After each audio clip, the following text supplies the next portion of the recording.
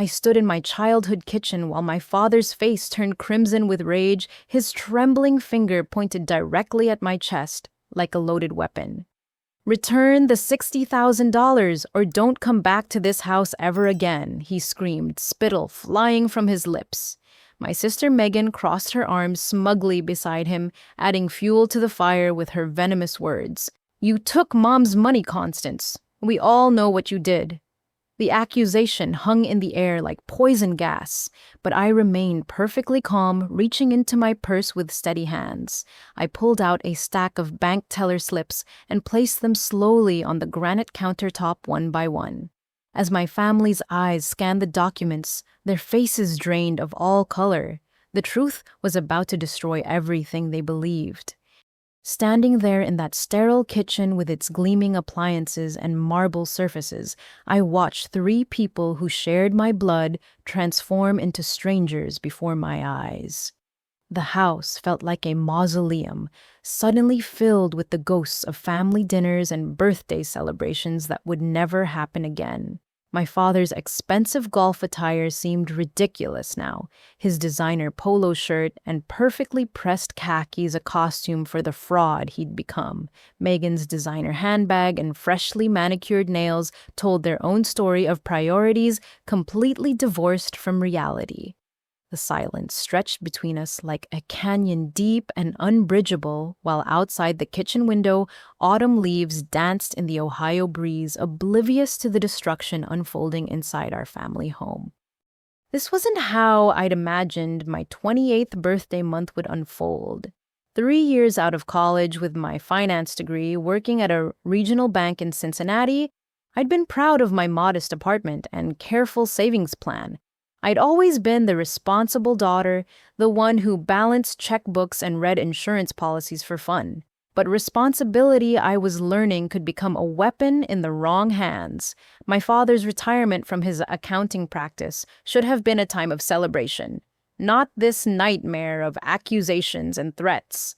The man who'd taught me to balance my first checking account was now treating me like a common criminal, and my sister, who'd once shared secrets and Halloween candy, was looking at me with genuine hatred burning in her familiar brown eyes. The bank slips scattered across the counter told a story my family wasn't prepared to hear. Each deposit and withdrawal record painted a picture of sacrifice they'd never bothered to see. While they'd been living their comfortable suburban lives, someone else had been fighting a battle they knew nothing about. The kitchen smelled like the lavender candles Mom loved, but she wasn't here to defend me or explain the truth. She was at work as usual, trying to make ends meet in ways none of us fully understood until it was almost too late. The expensive coffee maker on the counter, the imported olive oil on the shelf, the fresh flowers in the crystal vase, all symbols of a lifestyle that had been maintained through willful ignorance and devastating neglect. My hands didn't shake as I arranged the evidence before them. 3 months of financial records that would shatter their carefully constructed version of reality. 3 months of desperate phone calls and emergency decisions that had changed everything. 3 months of discovering who my family really was when crisis stripped away all pretense and revealed their true characters. The overhead lights cast harsh shadows across our faces, making us all look older, more weathered, like survivors of some terrible accident, which, in a way, we were. The accident of believing we knew each other, of assuming love, meant the same thing to everyone, of trusting that family would always choose what's right over what's easy. The bank slips told a story that began 3 months earlier when my phone rang at 2 a.m, with Mom's panicked voice on the other end. "Constance, honey, I'm so sorry to wake you, but I don't know what to do." Her words tumbled out in frightened whispers, explaining how the insurance company had sent her a letter saying her coverage was terminated for non-payment. She'd been trying to handle it herself, she said, not wanting to bother Dad during his retirement or worry Megan with her young children to care for. What my family didn't know was that those midnight calls had become a regular occurrence. Mom would wait until Dad was asleep, then dial my number from the bathroom with the door locked, her voice barely audible as she described mounting medical bills and prescription costs she couldn't afford. Her diabetes medication alone was costing $300 a month without insurance. The cardiologist visits for her irregular heartbeat were another $250 each time.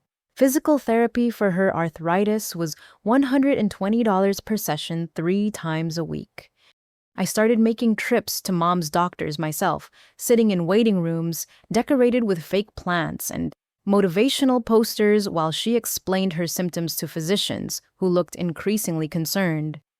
The cardiologist showed me the EKG results, pointing to irregular patterns that indicated her heart was struggling more than she'd admitted to anyone. "Your mother needs immediate intervention," he said, adjusting his wire-rimmed glasses. "This isn't something we can postpone or treat casually. Without proper medication and monitoring, she's at serious risk." Each medical appointment revealed new layers of Mom's deteriorating health that she'd been hiding from the family. Her blood pressure readings were dangerously elevated, sometimes reaching stroke levels when she was stressed about money. The diabetes was affecting her vision, making it harder for her to work the early morning shifts at the bakery, where she'd taken a part-time job to help pay for prescriptions. Her arthritis had progressed to the point where she could barely grip objects some days, yet she continued working because she felt she had no choice. The real shock came when I discovered the timeline of her insurance cancellation. The first notice had been sent to the house in January, followed by several warnings and final notifications throughout February and March. Dad received all the mail sorted through it every day, yet somehow these critical insurance documents never reached Mom's attention. When I asked her about it, she looked confused and hurt, saying Dad had always handled their paperwork and she trusted him to take care of such matters. I began digging deeper into their financial situation, using the skills I'd learned in my banking career to trace insurance payments and medical billing. What I found was a pattern of gross negligence that made my stomach turn. While Dad had been spending thousands on golf club memberships and equipment upgrades, Mom's insurance premiums had gone unpaid for months. While Megan received regular gifts and family loan forgiveness for her shopping habits, Mom was rationing heart medication and skipping physical therapy appointments. The breaking point came when Mom collapsed at the bakery during her morning shift, and I received a call from the emergency room saying she needed immediate surgery for a cardiac episode. The procedure would cost $18,000 without insurance. And that was just the beginning. Follow-up care medications and ongoing monitoring would require another $42,000 over the following months. I didn't hesitate. Every penny of my life, savings accumulated through 3 years of careful budgeting and sacrifice, went to ensuring my mother would live to see another Christmas. Standing in that kitchen now, watching Dad's face contort with rage over money I'd spent saving his wife's life, I realized the true depth of his selfishness. He wasn't angry about missing inheritance money. He was angry about being exposed as someone who'd let his wife nearly die rather than sacrifice his comfortable retirement lifestyle. The golf lessons, the new clubs, the country club, dues, the expensive dinners out, all more important than his wife's medical care. Megan's participation in the accusation stung even more deeply. My younger sister, who'd always looked up to me growing up, was now willing to destroy my reputation to protect her own financial interests. She'd been pressuring Dad about inheritance planning, making sure her children's college funds would be protected, discussing future property divisions as if Mom was already dead. The thought of medical expenses reducing her eventual inheritance had made her desperate enough to participate in this character assassination. The evidence spread across the counter painted a clear picture of my family's true priorities. While I'd been liquidating my retirement account and taking advances on my credit cards to pay for Mom's survival, they'd been planning how to divide assets they'd never earned. While I'd been accompanying Mom to specialists and advocating for her care, they'd been maintaining plausible deniability about her condition. while I'd been making the hardest financial decisions of my life to save the woman who'd raised us both. They'd been calculating the cost of her existence against their own comfort. "You knew," I said quietly, my voice cutting through the kitchen's tense silence like a blade. "You knew about Mom's insurance being canceled and you did nothing." The bank statements in my hands provided a timeline that destroyed any possibility of Dad claiming ignorance. His face shifted from angry red to a sickly pale yellow as he realized I'd uncovered more than just the medical expenses. Dad's eyes darted toward the hallway, probably calculating whether he could retreat to his study and lock the door before this conversation went any further. But there was nowhere to run from the truth I'd spent weeks documenting. "I don't know what you think you found, but you're completely mistaken about everything," he stammered, his voice losing the commanding tone he'd used moments before. The tremor in his hands wasn't anger anymore. It was fear. Megan stepped closer to the counter, her perfectly styled blonde hair catching the overhead light as she leaned in to examine the documents. "What are these supposed to prove, Constance? You still haven't explained where Mom's $60,000 went?" Her voice carried that patronizing tone she'd perfected since marrying her lawyer husband, the one that suggested everyone else was too simple to understand complex adult matters. But as her eyes scanned the bank statements, her confidence began to crack like thin ice under pressure. I spread out the insurance cancellation notices, next each one bearing Dad's signature on the delivery receipt. "These are the certified letters you signed for Dad. January 15th, February 3rd, February 28th, March 16th. 4 separate warnings about Mom's medical coverage being terminated for non-payment. You received every single one and never told her." The kitchen's recessed lighting cast sharp shadows across his face, aging him 10 years in that moment. The first notice was relatively polite, simply requesting payment to maintain coverage. The second included a phone number for financial assistance programs.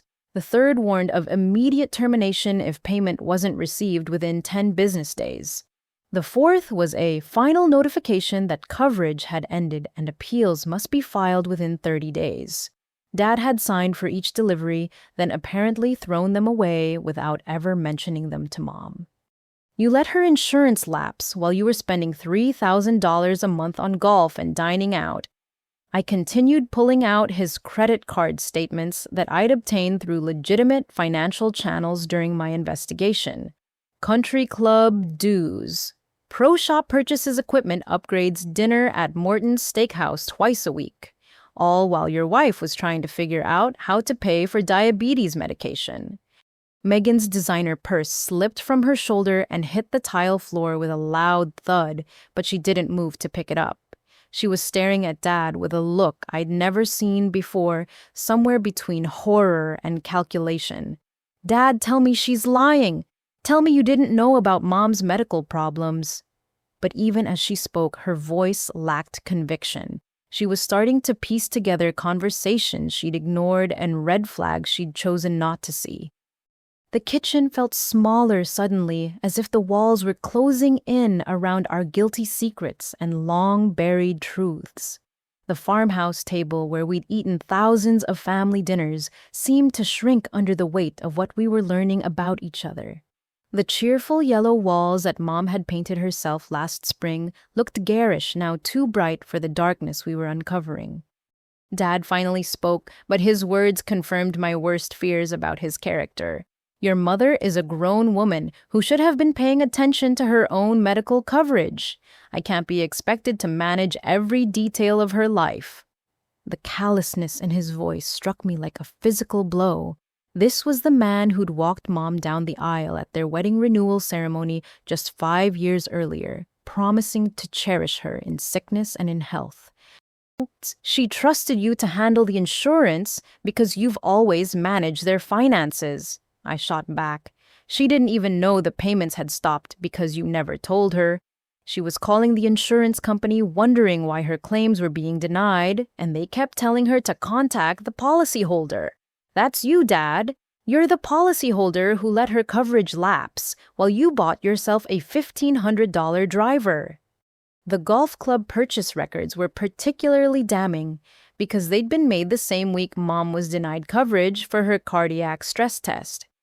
While she was sitting in a doctor's office, being told she couldn't afford the diagnostic procedure that might save her life, Dad was at the pro shop upgrading his equipment.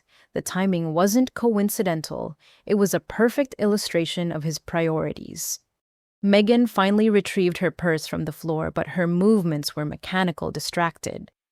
How long has this been going on? How long has Mom been struggling while we...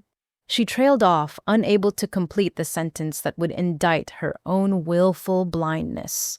Her last 3 vacations had cost more than Mom's annual medical expenses, but she'd never thought to ask how Mom was managing her healthcare costs. Since January, I answered, 4 months of Mom choosing between medication and groceries while Dad chose between golf courses. 4 months of her taking on extra shifts at the bakery working despite arthritis pain that made her cry when she thought no one was looking. 4 months of her calling me at midnight apologizing for bothering me with problems she thought she had to solve alone. The silence that followed was deafening. Outside, a neighbor was mowing their lawn, the sound of the mower creating a surreal backdrop to our family's disintegration. The mundane normalcy of suburban Saturday afternoon life continued, while our kitchen became the site of revelations that would change everything forever. The coffee maker's automatic timer kicked on, filling the space with the aroma of French roast that would forever remind me of this moment when pretense finally died.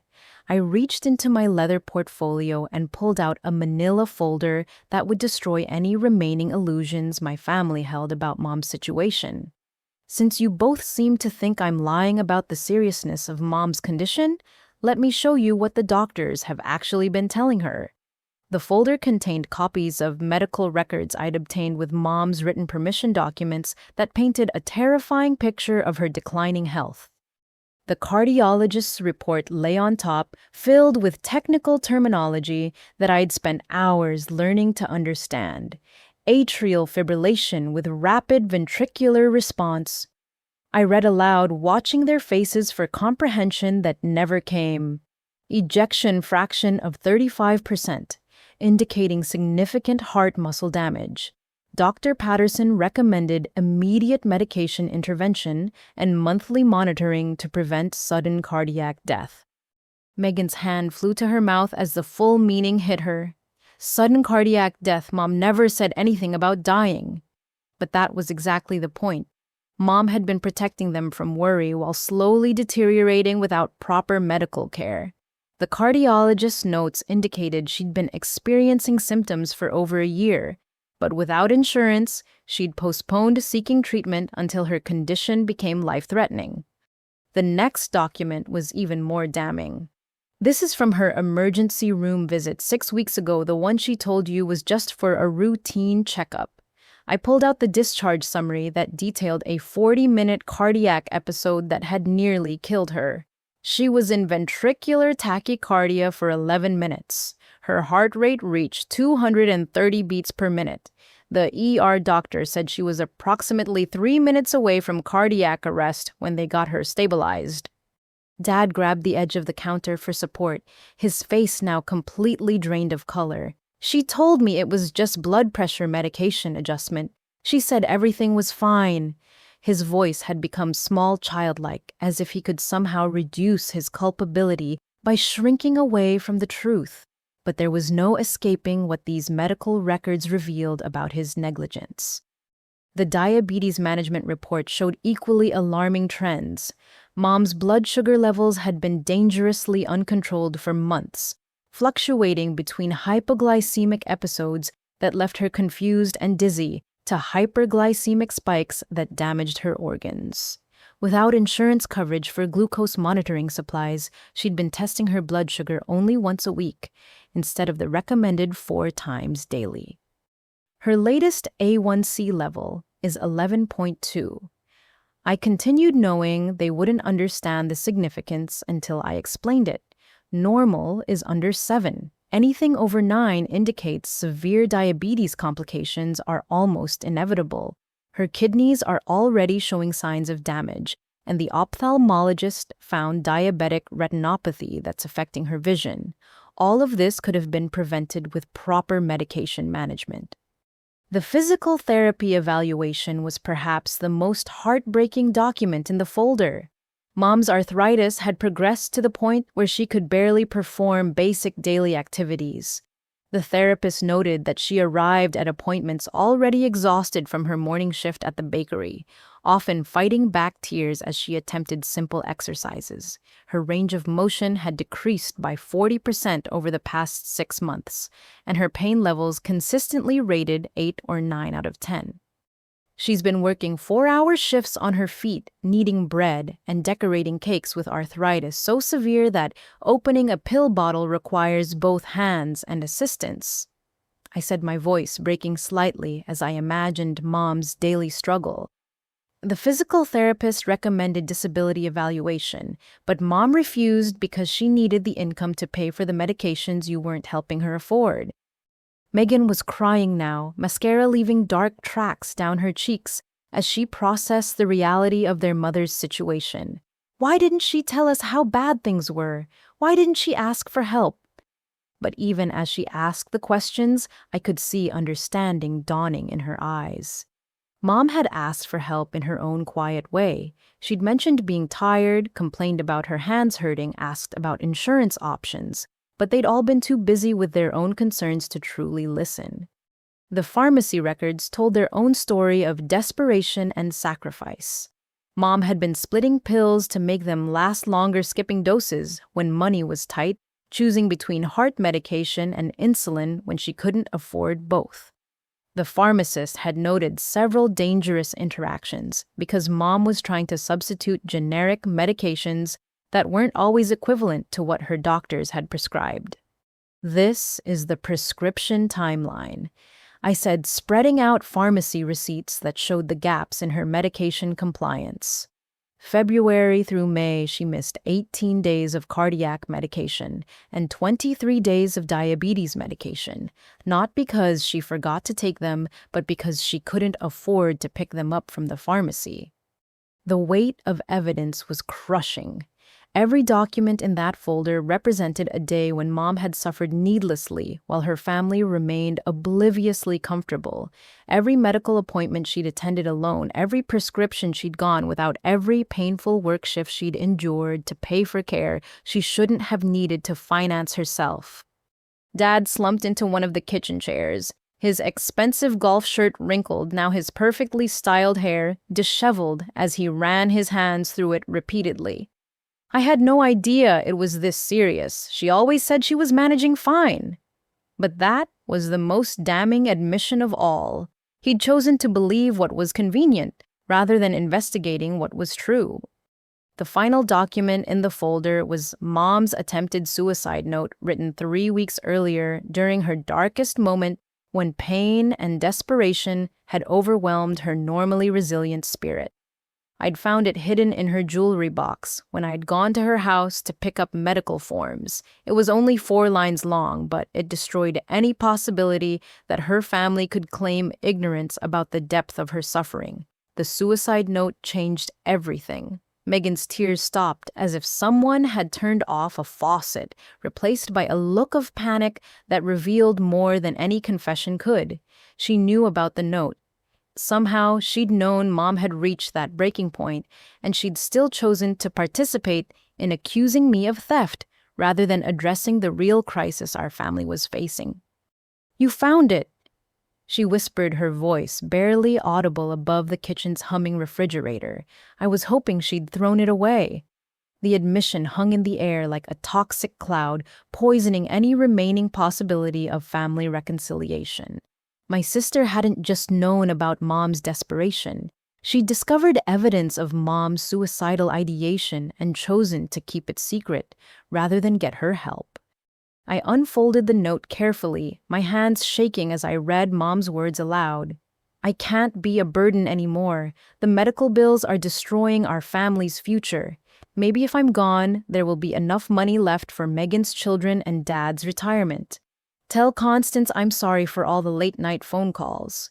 The note was dated 3 weeks earlier, written in Mom's careful handwriting on stationery she'd received for Mother's Day. Dad's face went from pale to green as he processed what this meant. Not only had he neglected his wife's medical care, but his neglect had driven her to consider ending her life rather than continuing to be a financial burden. The man who'd spent $3,000 on a golf vacation the previous month was faced with evidence that his wife had wanted to die to save the family money. "Where did you find this?"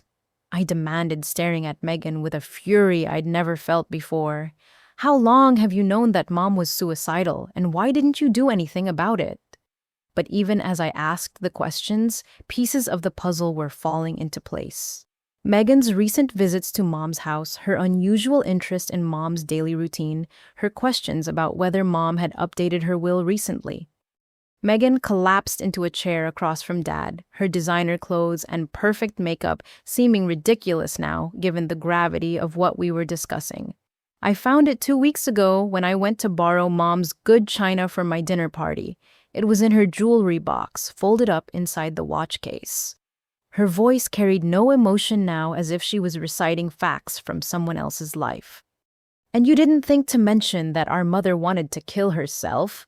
My voice rose to a pitch I didn't recognize, echoing off the kitchen's granite surfaces like a scream in a tomb. "You found a suicide note, and your response was to plan a dinner party with her china."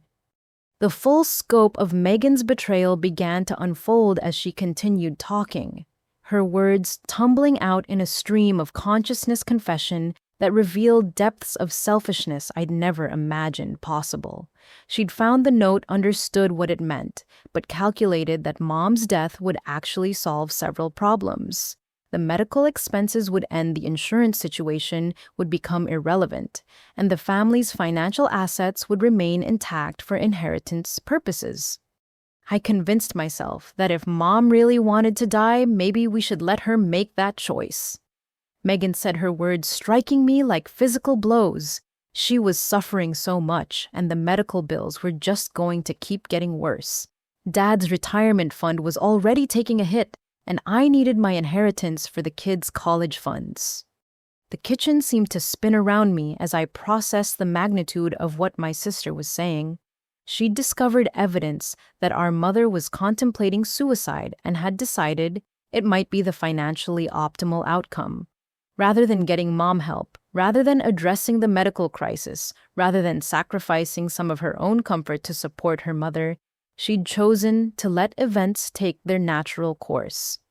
"That's when you came up with the plan to blame me for stealing money," I said, the pieces finally clicking into place.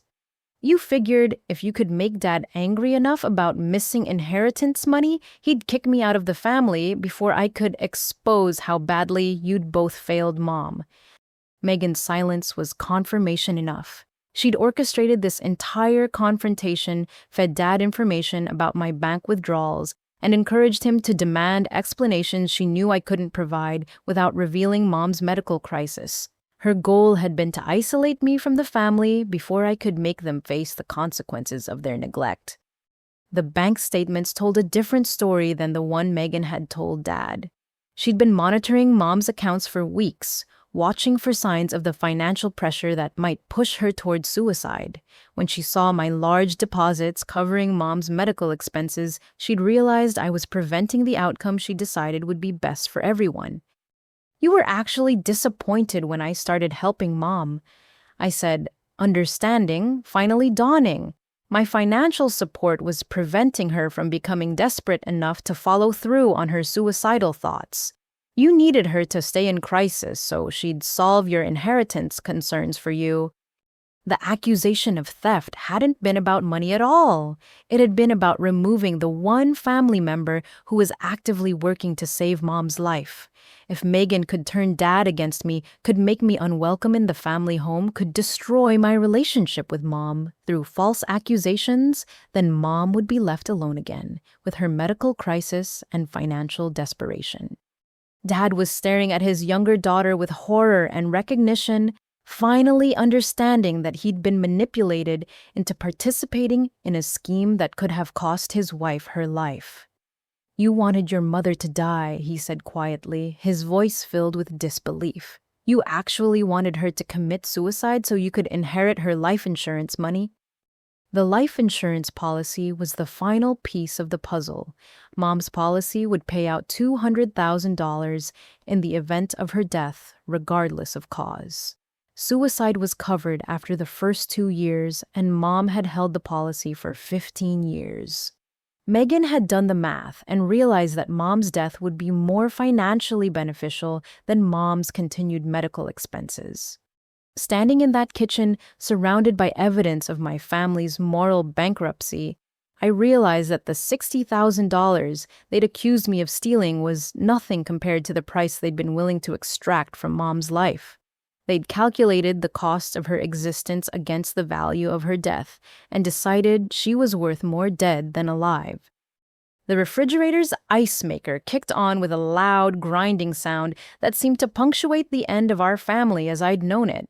These people who shared my DNA, who'd raised me and claimed to love me, had revealed themselves to be something monstrous. The house around us, with its family photos and childhood memories, felt like a museum now filled with artifacts from a family that had never really existed. The sound of a key turning in the front door froze all three of us mid-breath.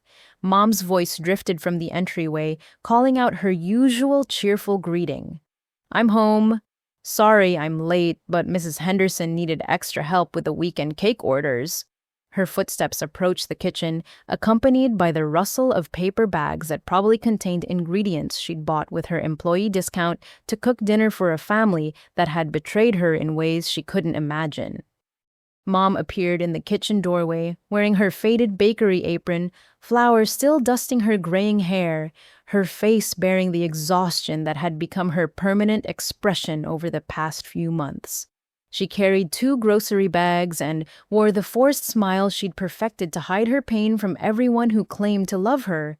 But as her eyes took in the scene before her, Dad slumped in his chair, Megan crying at the table, me standing with medical records scattered across the counter. Her smile faltered. "What's going on here?" she asked, setting down the grocery bags with movements that betrayed the arthritis pain she tried so hard to conceal. "Constance, honey, I wasn't expecting you today. Did something happen?"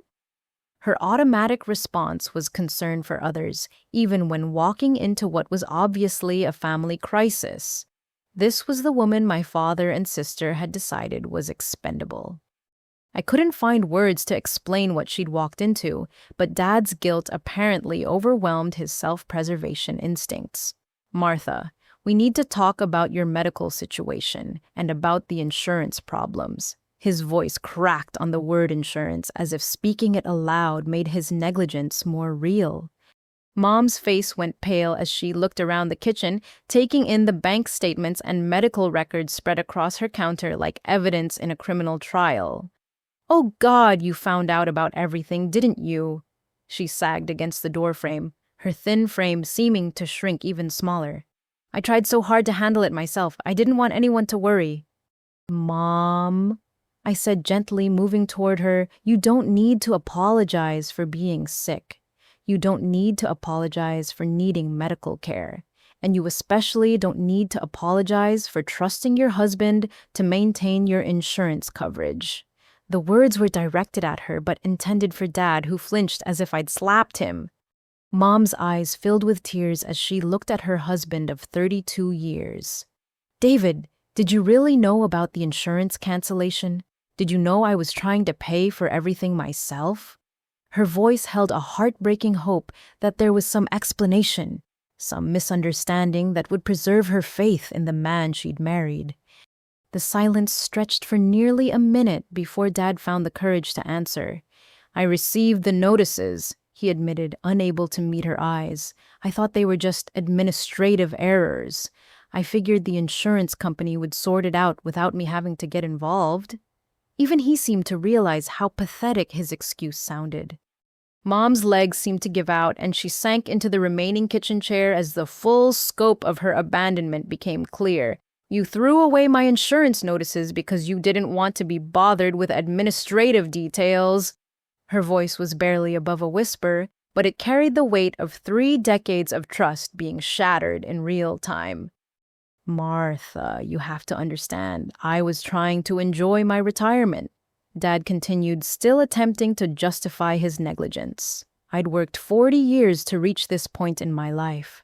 I deserved some peace without having to deal with paperwork and phone calls to insurance companies. His words revealed the depth of his selfishness so clearly that even he seemed shocked by what he was saying.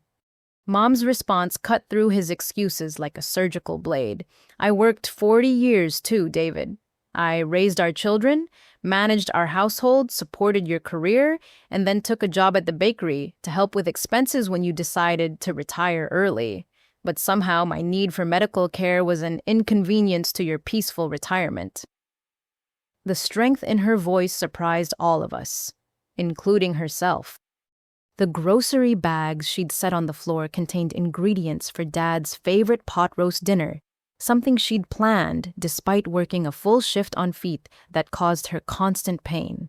The irony was devastating. She'd been planning to cook for a man who'd been willing to let her die rather than interrupt his leisure time with insurance paperwork. And Megan? Mom continued, turning to face her daughter with eyes that held a mixture of love and devastating disappointment. Constance told me you found something in my jewelry box. Something I wrote during a very dark moment when I thought the medical bills were going to destroy our family's future. The euphemism was Mom's way of protecting her daughter from having to admit she'd discovered the suicide note. Megan's mascara had created dark streaks down her cheeks, but she managed to speak through her tears. Mom, I was scared. I didn't know what to do when I found it.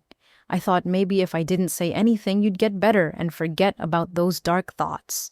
But we all knew that wasn't the real reason she'd kept silent.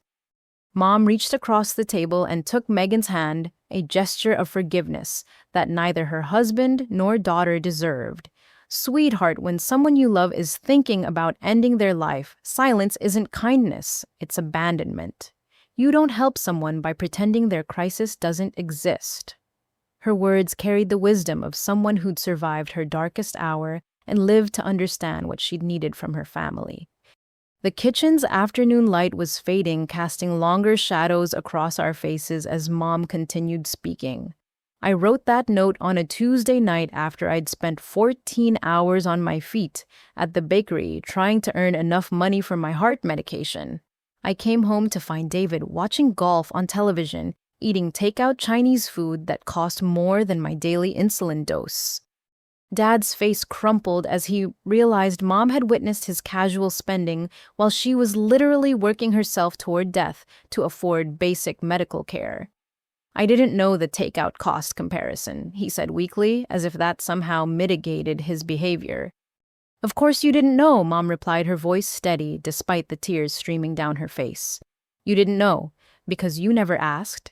You never looked at my medical bills, never inquired about my prescription costs, never wondered why I was working extra shifts despite being in constant pain. You were too busy enjoying retirement to notice your wife was dying. The word dying landed in the kitchen like a bomb, forcing all of us to confront the reality we'd been dancing around.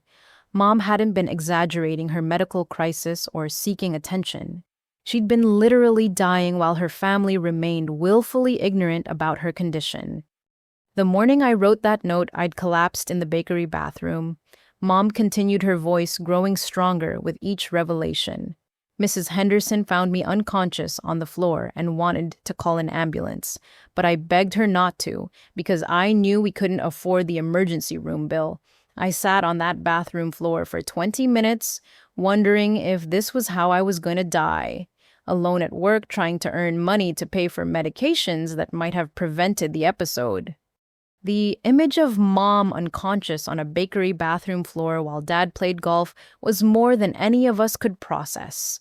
The woman who'd bandaged our childhood scrapes and stayed up all night when we had fevers had been facing her own medical crisis completely alone, abandoned by the people who owed her everything. That night, I calculated that my life insurance policy would pay off the medical debts and still leave enough for David's retirement and Megan's children's college funds. She said, looking directly at Megan. I thought my death would solve everyone's problems. I thought I was being considerate by removing myself as a financial burden. The suicide note hadn't been a cry for help. It had been Mom's attempt to solve a financial crisis by eliminating herself from the equation. She'd been willing to sacrifice her life to preserve her family's comfort, while they'd been calculating whether her survival was worth their inconvenience. I pulled out another folder from my portfolio, this one containing information that would destroy any remaining illusions about Dad's character. Since we're sharing family secrets, let me show you where Dad's retirement money has really been going. The bank statements and casino receipts inside would reveal a pattern of deception that went far beyond medical neglect.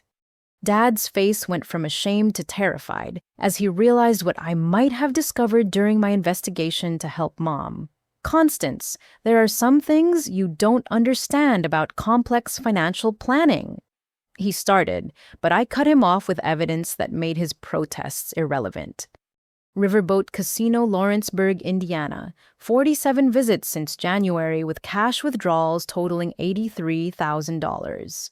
I spread the bank statements across the counter, each one showing ATM transactions at various gambling establishments throughout Ohio, Indiana, and Kentucky. Turfway Park Racetrack, 22 visits with documented losses of $31,000.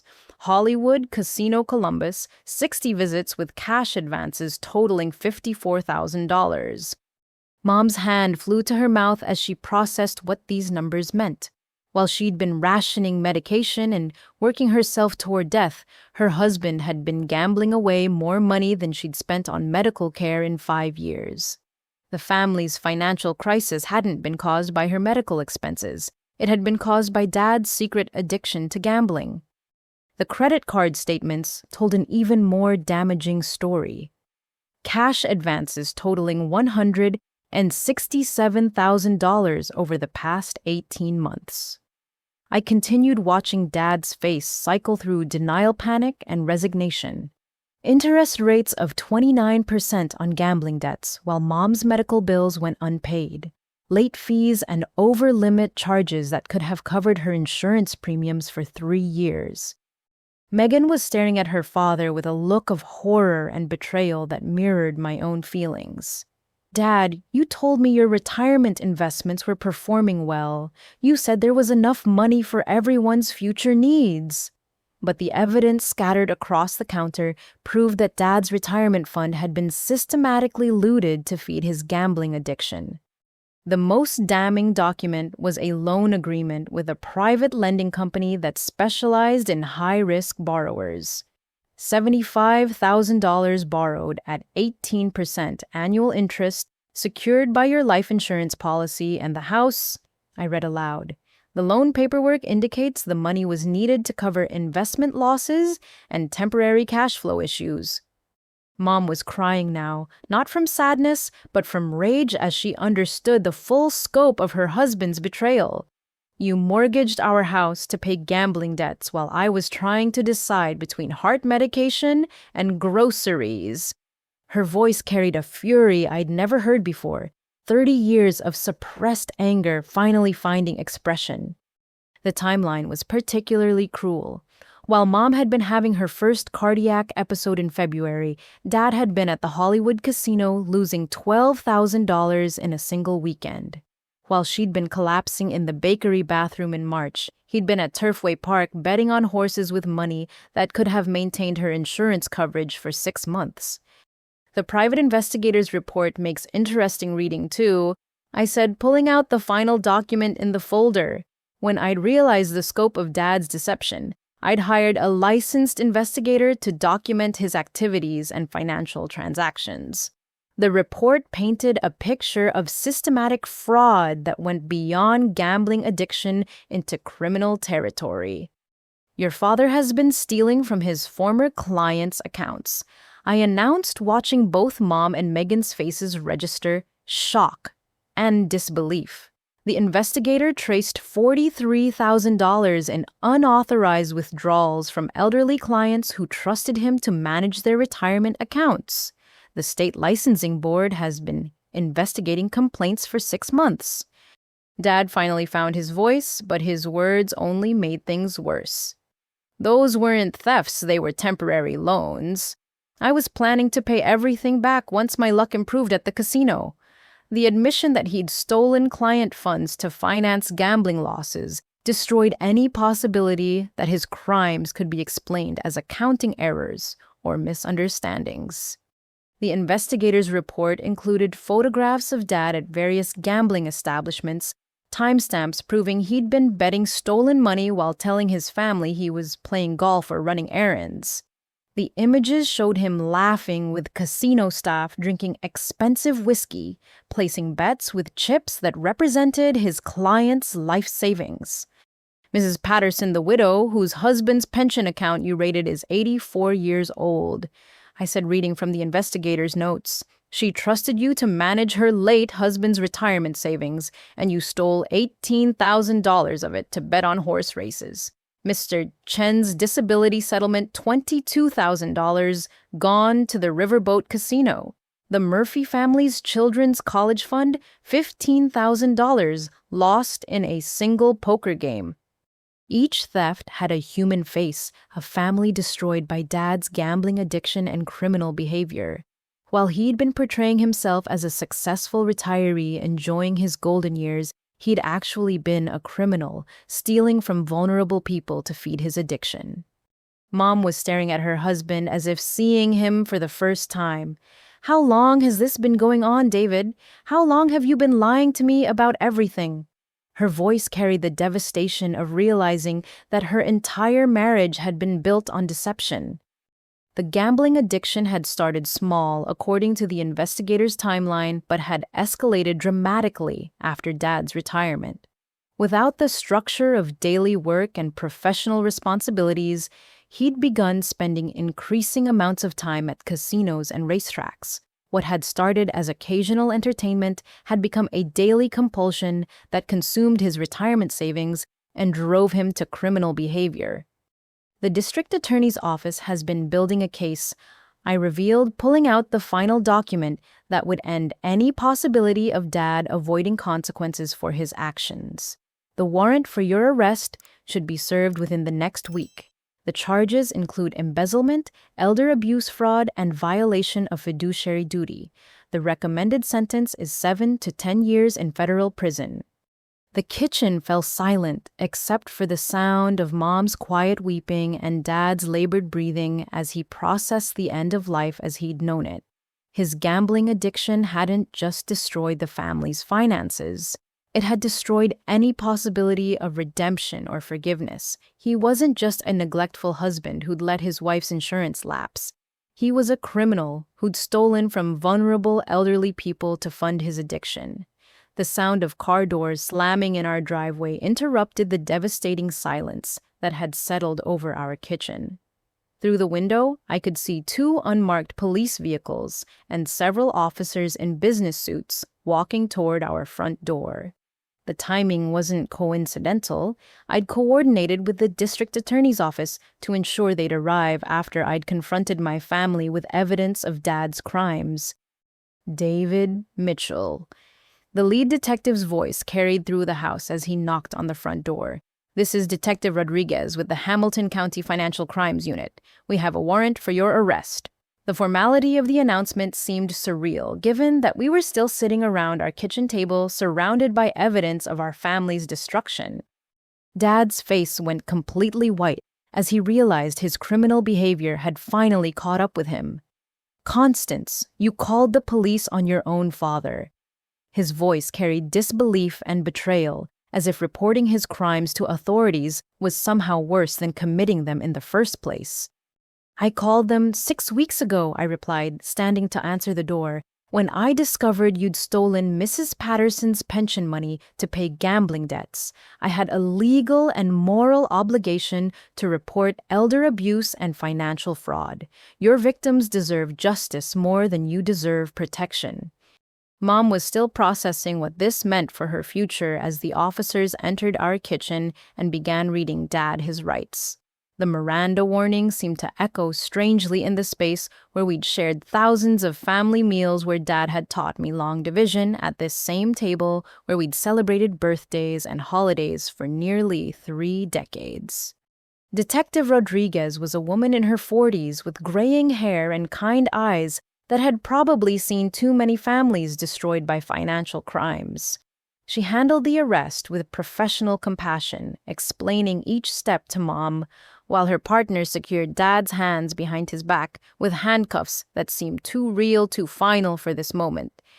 "Mrs. Mitchell, I'm sorry you have to see this," Detective Rodriguez said gently, "but your husband has been under investigation for embezzlement and elder abuse for several months. The evidence your daughter provided helped us build a solid case against him." Her words confirmed what I'd suspected. Dad's crimes had been extensive enough to attract law enforcement attention even without my report. The charges were read aloud in our kitchen, each one representing a different victim whose trust Dad had violated. Embezzlement of client funds totaling $143,000. Elder abuse involving 6 victims over the age of 75. Wire fraud related to unauthorized account transfers. Violation of fiduciary duty as a licensed financial advisor. Megan was sobbing now, the full reality of our family's disgrace hitting her as she watched her father being arrested in front of neighbors who had gathered on their porches to witness the spectacle. The police cars and unmarked vehicles had drawn attention throughout our quiet suburban neighborhood, ensuring that everyone would know about Dad's criminal behavior by evening. "The federal charges carry a minimum sentence of 5 years, Detective Rodriguez explained as her partner led Dad toward the door. "Given the vulnerable nature of the victims and the systematic nature of the theft, the prosecutor will likely seek a much longer sentence. Your husband could be looking at 15 to 20 years in federal prison." Mom followed the officers to the front door, her movements mechanical as she watched her husband of 32 years being loaded into a police car like a common criminal.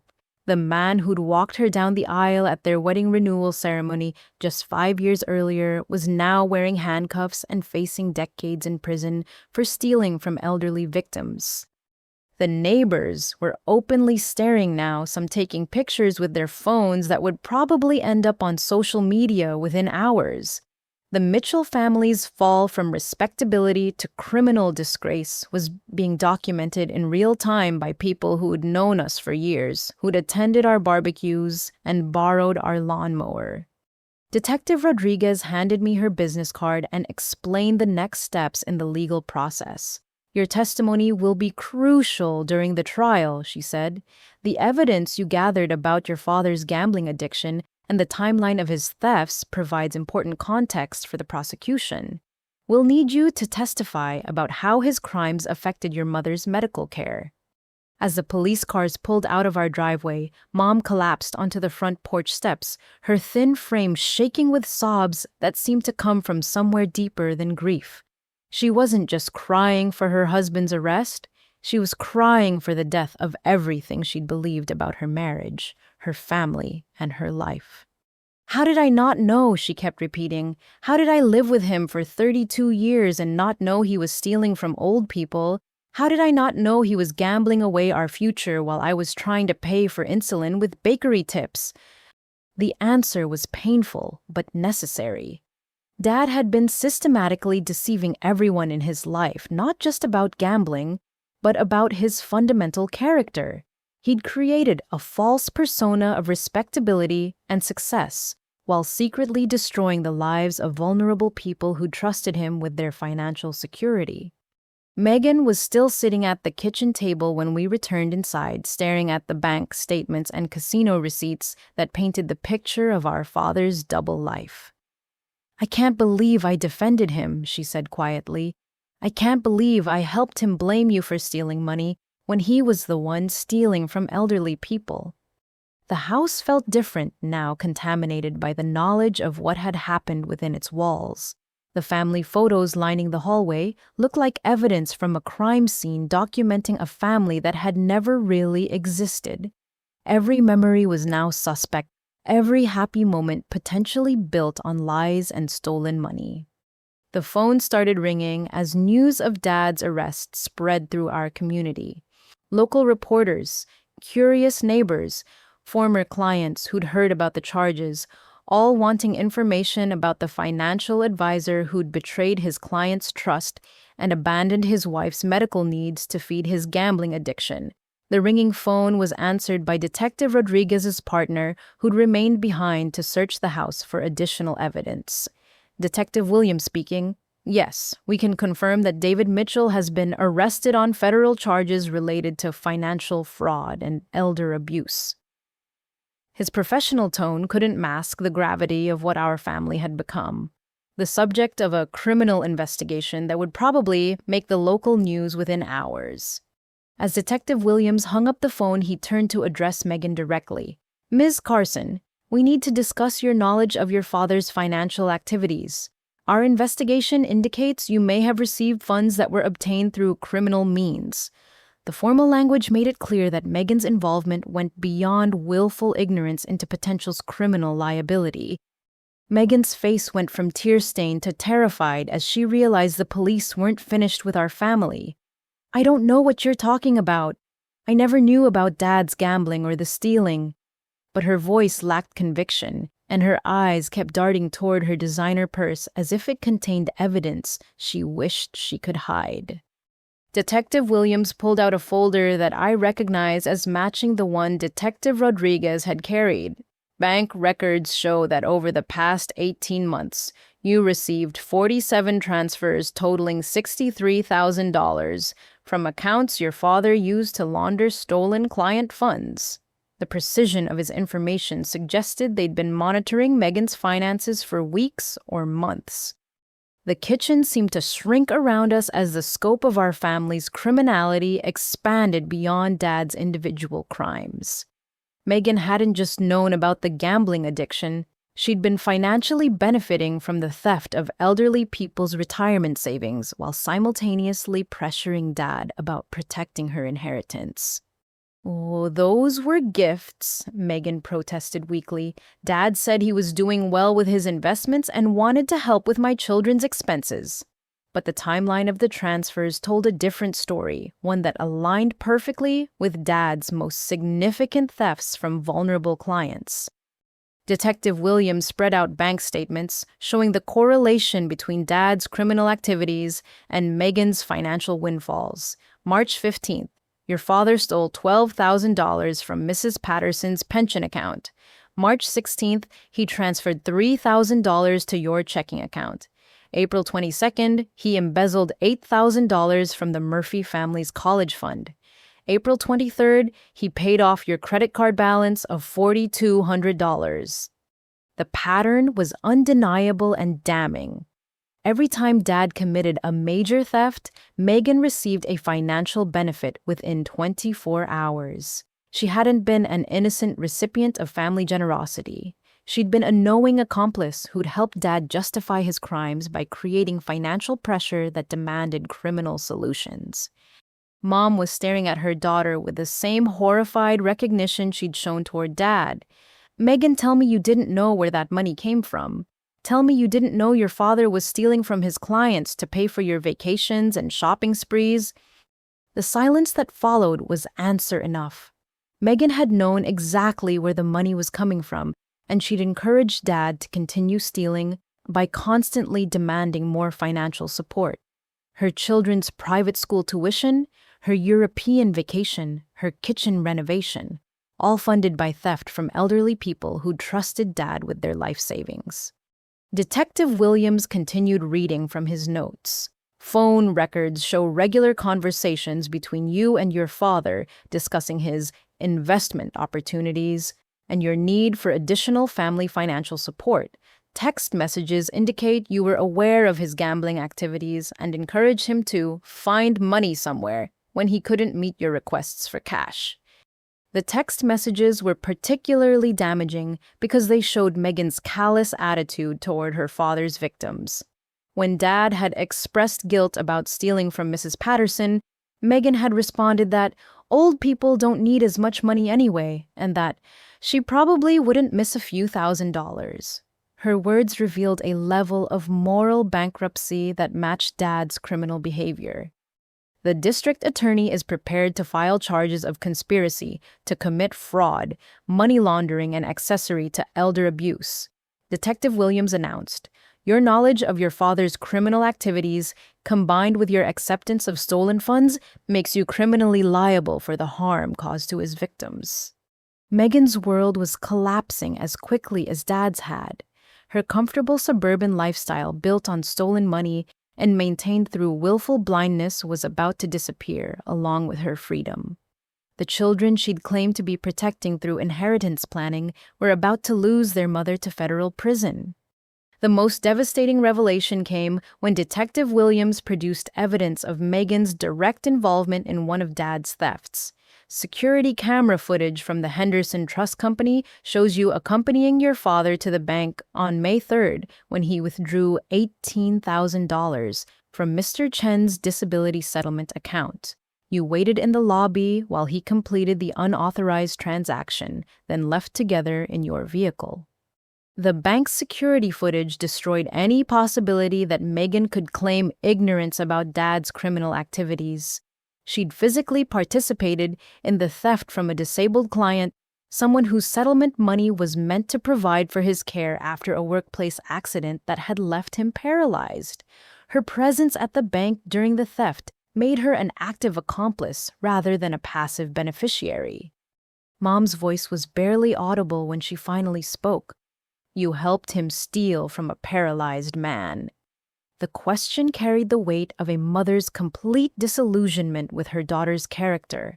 The child she'd raised, the woman she'd trusted with her darkest moments, had revealed herself to be capable of participating in crimes against the most vulnerable members of society. Detective Williams handcuffed Megan at our kitchen table in the same chairs where we'd eaten countless family dinners, where she'd done homework as a child, where she'd announced her pregnancy with her first child. The Miranda rights sounded even more surreal the second time, transforming our kitchen from a crime scene into a place where justice was finally being served. As Megan was led away to join Dad in federal custody, she turned back toward Mom and me with one final attempt at self-justification. "I was trying to protect my children's future. I was trying to make sure there would be enough money for their college educations." But her words only emphasized how completely she'd lost sight of right and wrong, how thoroughly greed had corrupted her moral compass. The house felt empty now, not just of people, but of the illusions that had held our family together for decades. Mom and I stood in the kitchen, surrounded by evidence of crimes we'd never imagined our loved ones capable of committing, wondering how we'd failed to see the truth about the people we'd trusted most. The quiet that settled over our house after the arrests felt different from any silence I'd ever experienced. It wasn't peaceful or restful. It was the hollow quiet of a life stripped bare of pretense, where every familiar object seemed to belong to strangers we'd never really known. Mom sat at the kitchen table holding a cup of tea that had gone cold hours ago, staring at the space where Dad and Megan had been sitting before their world collapsed. "Oh, 32 years, she said, feeling her voice carrying the exhaustion of someone who'd aged decades in a single afternoon. 32 years of marriage, and I never knew who I was really living with." The teacup trembled in her hands as she spoke, but her voice was steadier than I'd heard it in months. I reached across the table and covered her hand with mine, feeling how thin and fragile she'd become during her medical crisis. "Mom, you couldn't have known. They went to extraordinary lengths to hide their crimes from everyone, including you. Dad's deception wasn't a failure on your part. It was a choice he made every single day." But Mom shook her head, slowly setting down the teacup with a decisive clink against the saucer. I may not have known about the stealing and gambling, but I did know something was wrong. I felt it in my gut for months, maybe years. I chose to ignore that feeling because I was afraid of what I might discover. Her honesty was painful, but necessary part of the process of accepting reality without accepting blame. The phone rang again, interrupting our conversation. This time, it was Mom's attorney who'd been watching the local news coverage of Dad's arrest. She needed to discuss immediate legal protections, including filing for emergency divorce to separate Mom's assets from Dad's criminal liability. The conversation was brief but intense, covering topics no wife should ever have to discuss about her husband. Mrs. Mitchell, given the federal charges and the systematic nature of your husband's crimes, I strongly recommend filing for divorce immediately, the attorney explained over speakerphone. You need legal protection from his debts and potential civil lawsuits from his victims. The longer you remain married, the more your assets remain vulnerable to seizure or judgment. Mom listened to the legal advice with a composure that surprised me. 6 months earlier, the word divorce would have been unthinkable in our family. Mom had always believed marriage was a lifetime commitment, something you work through regardless of difficulties. But discovering your husband is a criminal who endangered your life for gambling money apparently changed those deeply held beliefs. How quickly can the divorce be finalized? Mom asked, her voice businesslike now rather than emotional. I want every legal tie to David severed as soon as possible. I don't want to be connected to his crimes or responsible for his victims' losses any longer than absolutely necessary. The transformation in Mom's attitude was remarkable. The woman who'd been writing suicide notes 3 weeks earlier was now taking decisive action to protect herself and rebuild her life. Learning the truth about Dad's character had apparently freed her from the guilt and self-doubt that had been consuming her during her medical crisis. After ending the call with her attorney, Mom turned to face me directly. Constance, I need you to understand something important. What happened today doesn't just end with Dad and Megan going to prison. It ends with me choosing a completely different life than the one I've been living. Her words carried a determination I hadn't heard from her since before her health problems began. She stood up from the table and walked to the kitchen window, looking out at the yard Dad had spent so much money landscaping while ignoring her medical needs. I'm selling this house, she announced. I don't want to live surrounded by reminders of lies and betrayal. I want a fresh start somewhere that doesn't carry the weight of all these terrible memories. The decision to sell the house was significant beyond just changing addresses. It represented Mom's complete rejection of the life she'd been living, her refusal to continue existing as a victim of other people's choices. The house held equity that could support her medical care and independence, transforming her from a financial burden into a self-sufficient woman. I'm also going back to school, she continued, still gazing out the window. I want to get certified as a patient advocate, someone who helps other people navigate medical insurance and healthcare systems. If I'd had someone like that helping me, maybe I wouldn't have reached the point where suicide seemed like the only solution. The career plan was inspired by her own experience, but motivated by a desire to prevent other families from suffering what we'd endured.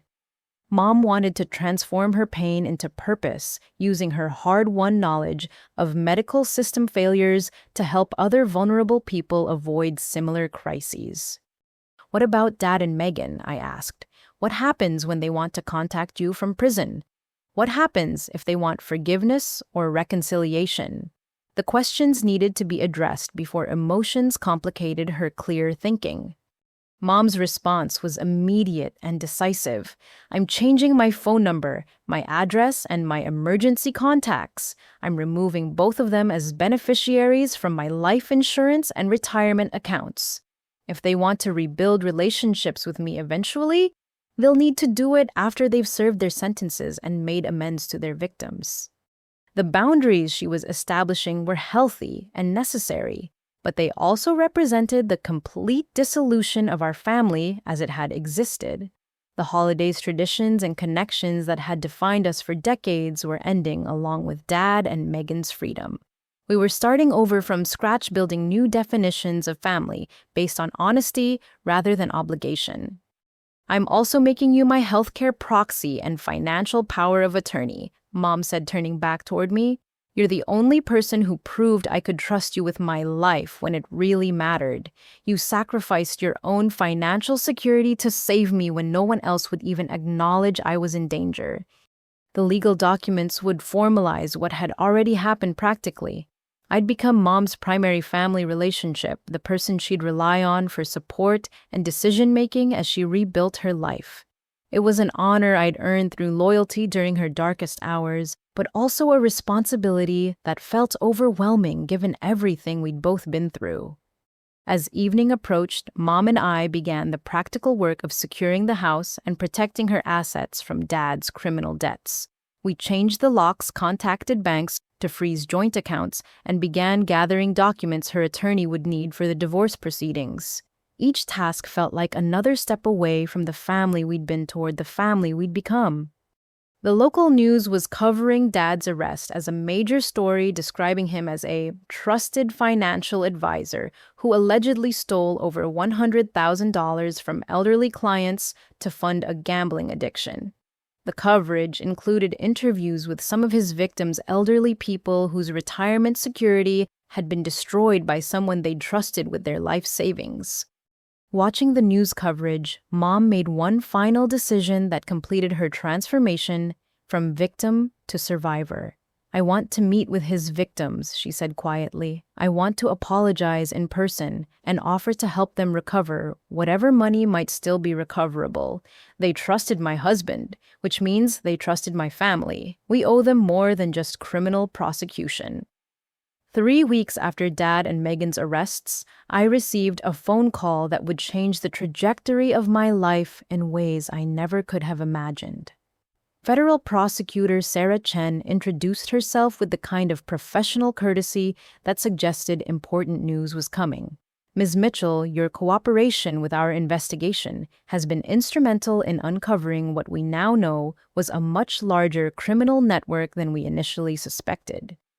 The revelation that Dad's crimes were part of a broader conspiracy involving multiple financial advisors and investment firms across Ohio sent shockwaves through the law enforcement community.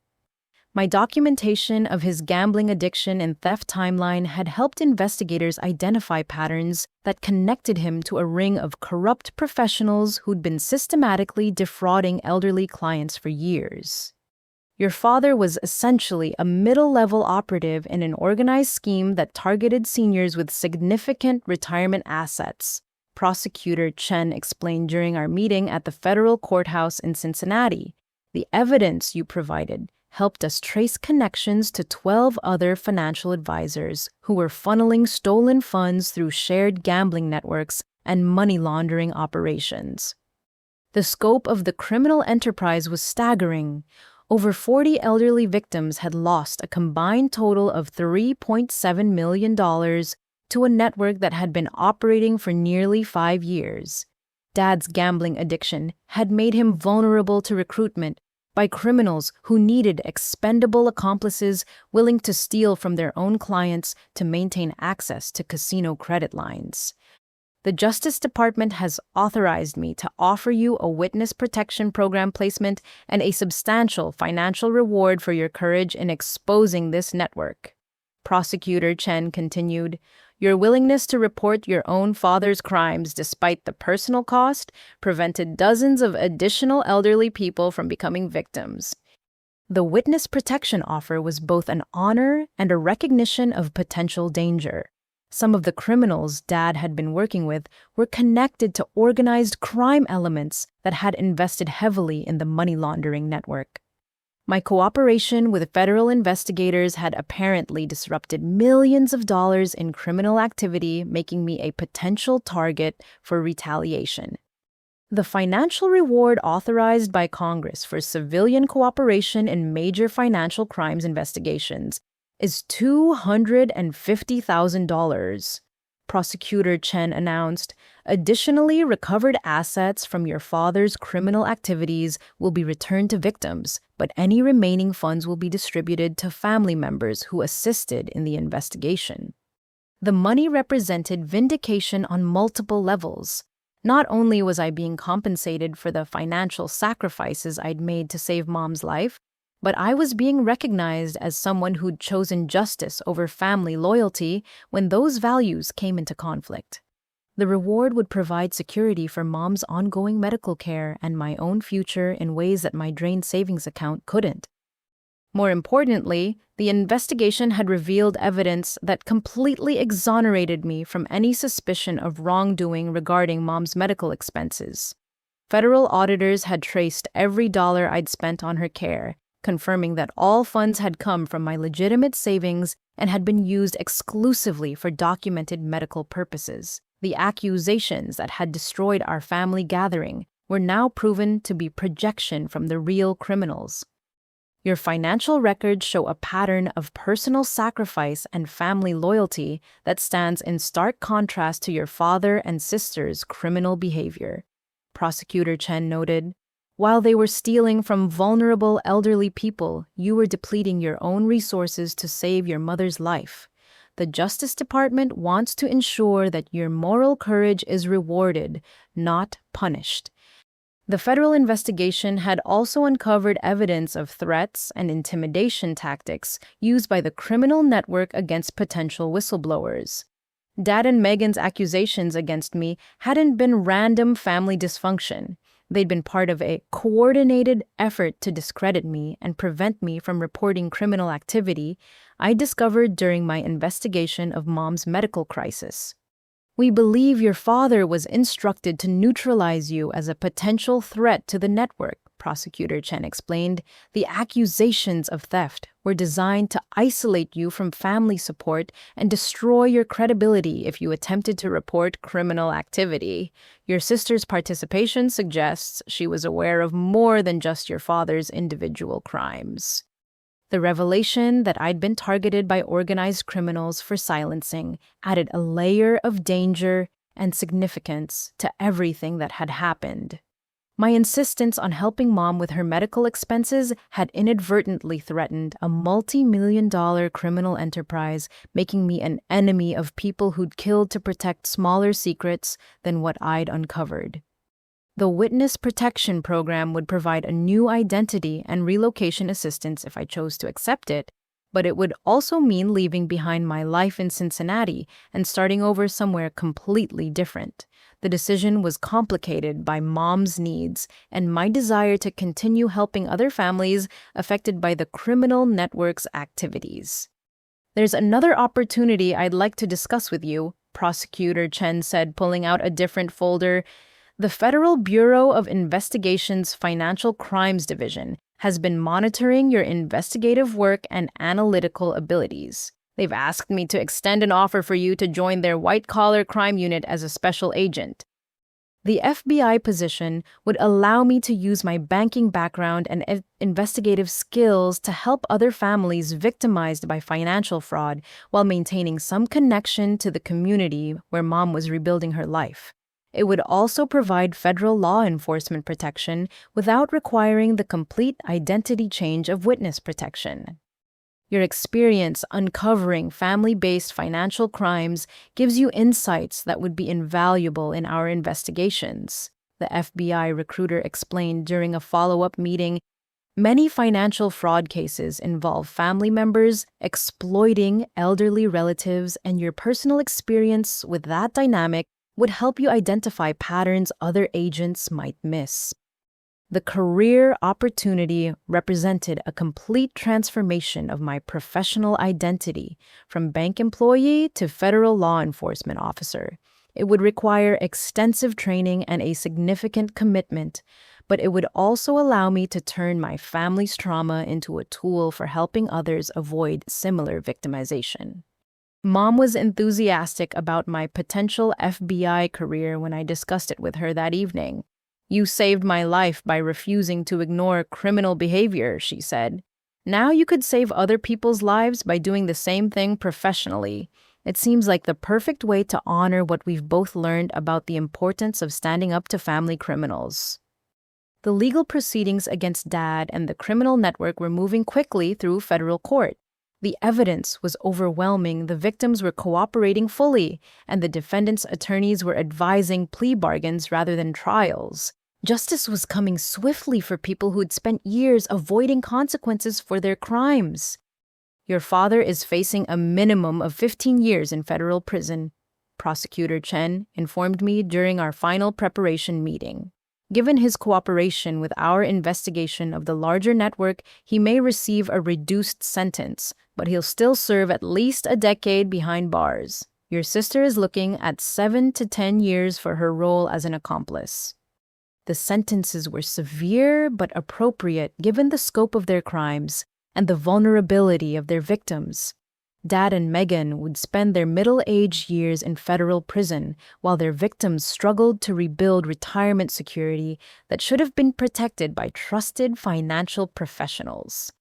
As I prepared for my FBI Training Academy experience, I reflected on how completely my life had changed since that confrontation in our kitchen just a few months earlier.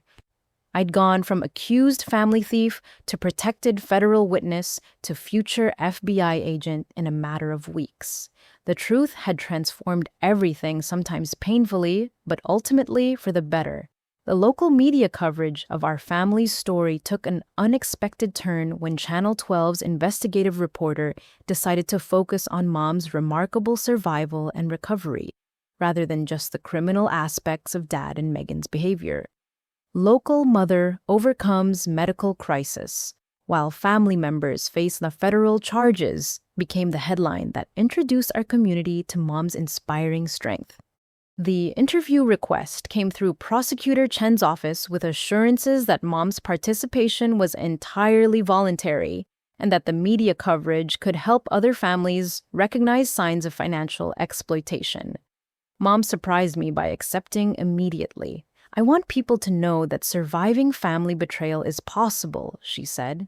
I want other women to understand they don't have to choose between family loyalty and their own survival.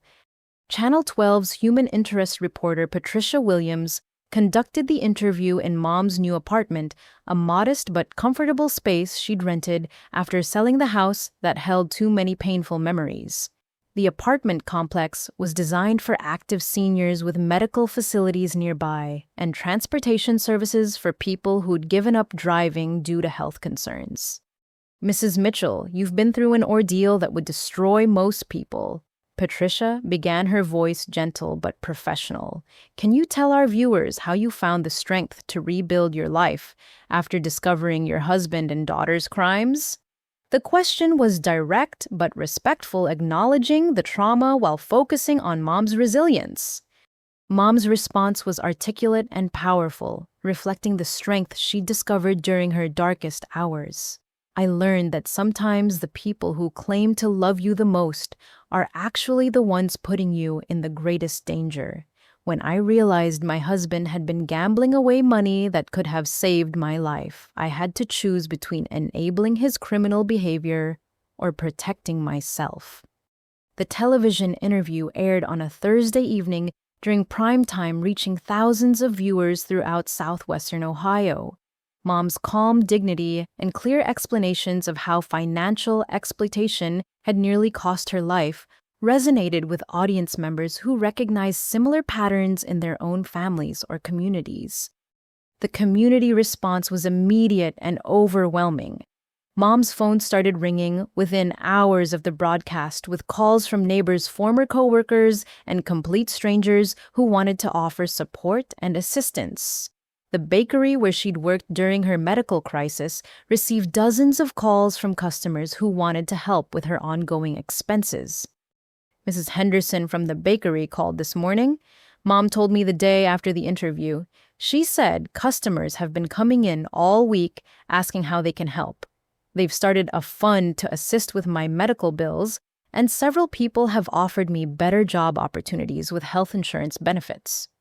The grassroots support network that emerged around Mom's story included healthcare workers who'd seen similar cases of family financial exploitation, senior citizens who'd survived their own experiences with fraudulent family members, and young adults who admired her courage in choosing truth over family harmony.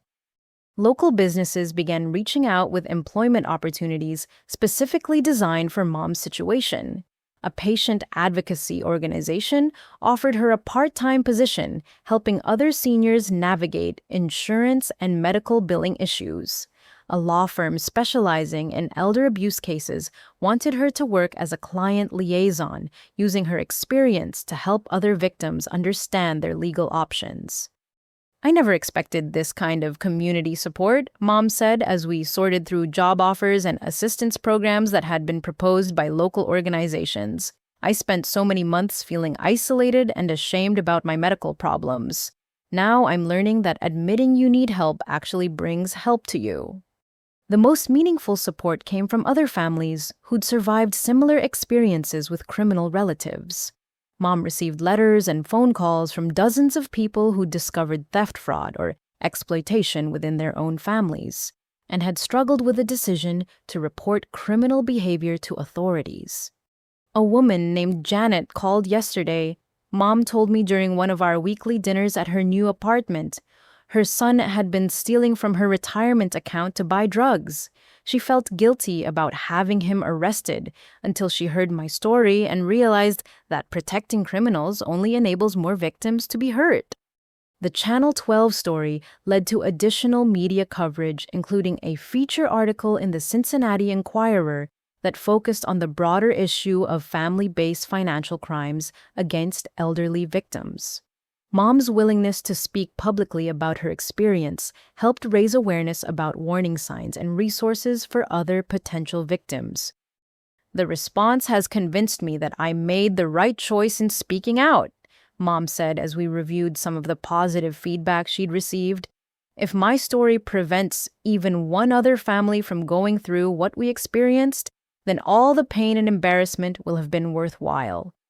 The community recognition extended beyond media coverage to include formal acknowledgments from organizations that worked with elder abuse prevention. The Hamilton County Senior Services Department presented Mom with a Courage Award for speaking publicly about family financial exploitation despite the personal cost of doing so. Mrs. Mitchell's willingness to share her story has already helped us identify 3 additional cases of family financial abuse, the Senior Services Director explained during the award presentation. Her courage in confronting criminal behavior within her own family has inspired other victims to seek help and report exploitation they'd been suffering in silence. The networking opportunities that emerged from Mom's public advocacy work provided her with a sense of purpose that had been missing during her medical crisis. Instead of feeling like a burden to her family, she was now recognized as a community resource who could help other people navigate similar challenges. Local churches, community centers, and senior organizations began inviting Mom to speak about recognizing and reporting elder financial abuse. Her presentations were always well attended and generated productive discussions about family dynamics, trust issues, and the importance of independent financial monitoring for vulnerable adults. "I'm booked for speaking engagements through the end of the year," Mom told me proudly. "People want to hear from someone who's actually survived family financial exploitation and come out stronger on the other side. I'm becoming an expert on something I never wanted to learn about, but I am grateful I can use that expertise to help others." The transformation in Mom's public role from victim to advocate represented a complete reversal of the isolation and shame she'd felt during her medical crisis. The community that had been unaware of her suffering was now actively supporting her recovery and amplifying her message about the importance of protecting vulnerable family members. 6 months after Dad and Megan's arrests, I received the phone call that would define the next chapter of my life. FBI Special Agent Rebecca Torres from the Financial Crimes Division was calling to discuss my application and interview results for the federal law enforcement position I'd been pursuing since the criminal network investigation concluded. Constance, I'm pleased to inform you that you've been accepted into the FBI's Accelerated Training Program for Financial Crime Specialists, Agent Torres announced. Your combination of banking experience, investigative skills, and personal understanding of family-based financial exploitation makes you an ideal candidate for our white-collar crime unit. The FBI Academy training would be intensive, lasting 16 weeks at Quantico in Virginia, followed by specialized coursework in financial fraud investigation and victim advocacy. The program was designed for professionals with relevant experience who could contribute immediately to ongoing cases rather than starting from entry-level law enforcement positions. Your case study of your father's criminal network has already been incorporated into our training materials, Agent Torres explained. Your documentation methods and analytical approach to connecting gambling addiction with systematic theft have become a model for how civilian cooperation can expose major criminal enterprises. The validation from federal law enforcement professionals felt surreal, given that just months earlier my own family had been accusing me of theft and financial impropriety. The evidence I'd gathered to protect Mom had not only vindicated my actions, but had become a training tool for other investigators working similar cases. Mom was thriving in ways that seemed impossible, given where she'd been emotionally and physically just a year earlier. Her new apartment had become a hub of activity with regular visits from other elder abuse survivors, speaking engagement preparations and medical appointments that were now properly covered by the excellent insurance provided through her patient advocate position. My cardiologist says my heart function has improved dramatically since the stress of living with criminals was eliminated. Mom told me during our weekly dinner at her favorite restaurant near her apartment complex. Apparently, discovering your husband is stealing from elderly people and your daughter is helping him creates measurable cardiovascular strain. The medical improvements were remarkable and scientifically documented. Mom's blood pressure had stabilized within normal ranges for the first time in years. Her diabetes was well controlled with proper medication and regular monitoring. Even her arthritis pain had decreased significantly once she was no longer working excessive hours at physically demanding jobs to pay for medical care. Dr. Patterson wants to publish a case study about how family stress affects cardiac recovery.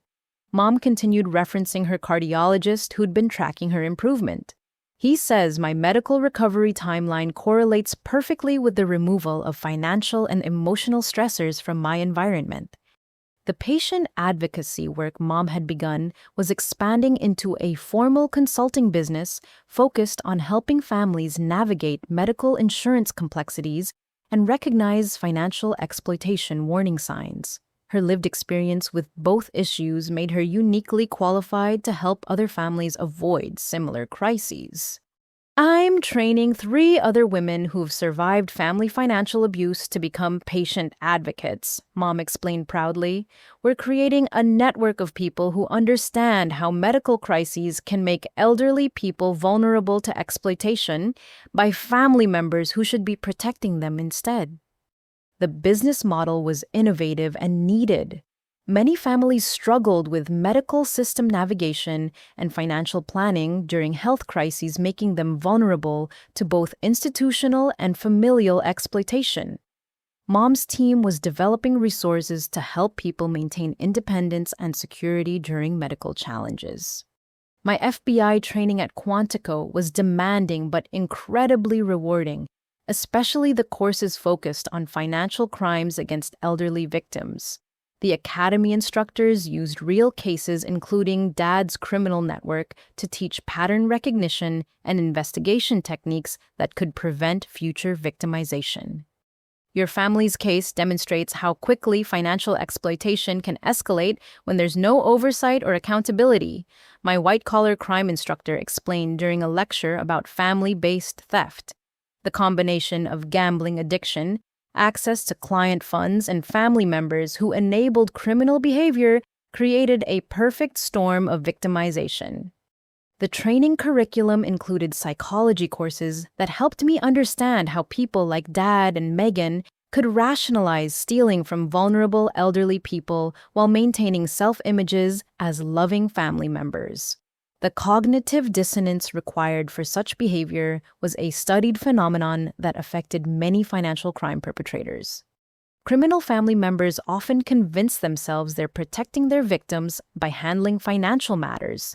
The criminal psychology instructor noted, they rationalize theft as temporary borrowing and exploitation as protection, especially when victims are elderly or medically compromised. The specialized skills I was developing would allow me to identify early warning signs of family financial exploitation and intervene before situations reached the crisis point Mom had experienced. The work felt like a calling rather than just a career change, a way to transform our family's trauma into a tool for preventing similar tragedies.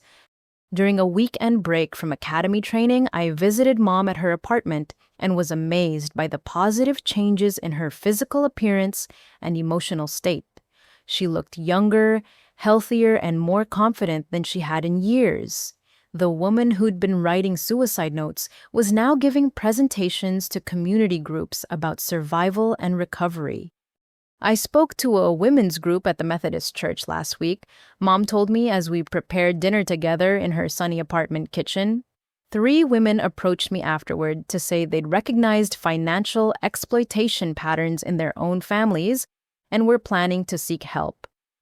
The ripple effects of Mom's advocacy work were extending throughout our community and beyond. Her willingness to speak openly about family financial abuse was helping other victims recognize that they weren't alone and that reporting criminal behavior was not a betrayal of family loyalty, but a protection of vulnerable people. Channel 12 wants me to do a follow-up interview about my recovery and your FBI career, Mom mentioned as we sat down to eat. They want to show how families can rebuild and thrive after surviving criminal exploitation. It would be a positive story instead of just focusing on the crimes. The prospect of additional media coverage felt different now that time had provided perspective and healing. Instead of being victims sharing trauma, we'd become survivors, demonstrating recovery and resilience. The story could inspire other families facing similar challenges, while continuing to raise awareness about elder financial abuse. As my FBI training neared completion, I was assigned to the Cincinnati field office, allowing me to remain close to Mom while beginning my federal law enforcement career. The posting was ideal, providing access to ongoing cases involving the criminal network Dad had been part of, while allowing me to contribute to local elder abuse prevention efforts. This Special Agent Mitchell, Agent Torres said during my graduation ceremony at Quantico, your unique background and personal experience with financial crimes will make you invaluable in protecting other families from the kind of exploitation yours survived. Welcome to the Federal Bureau of Investigation. The federal courthouse in Cincinnati was packed on the morning of Dad's sentencing hearing, filled with victims, their family members, FBI agents who'd worked the case, and media representatives covering what had become known as the Midwest Elder Exploitation Ring. The scope of the criminal enterprise had expanded far beyond what anyone had initially suspected when I first reported Dad's gambling and theft activities. Judge Patricia Morrison had a reputation for tough sentencing in financial crimes cases, particularly those targeting vulnerable elderly victims. Her courtroom was formal and intimidating, with dark wood paneling and an atmosphere that conveyed the serious nature of federal justice. Dad sat at the defendant's table wearing an orange jumpsuit, looking older and smaller than the man who'd screamed accusations at me in our kitchen just 10 months earlier.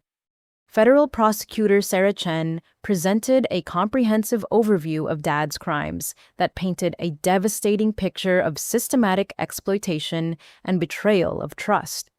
David Mitchell used his position as a licensed financial advisor to steal over $167,000 from elderly clients who trusted him with their life savings. He gambled away their retirement security while his own wife rationed heart medication because he'd allowed her insurance coverage to lapse. The victim impact statements were heartbreaking and powerful. Mrs. Patterson, the 84-year-old widow whose pension Dad had stolen, spoke about having to move in with her daughter because she could no longer afford independent living. I trusted Mr. Mitchell with my husband's retirement savings because he seemed like such a nice family man. Now I understand that criminals can have nice families too, and that makes them more dangerous, not less. Mr. Chen, the disabled client whose settlement money Dad had stolen, attended the hearing in his wheelchair, accompanied by his adult son who served as his caregiver. My father's disability settlement was supposed to provide for his care for the rest of his life, the son testified.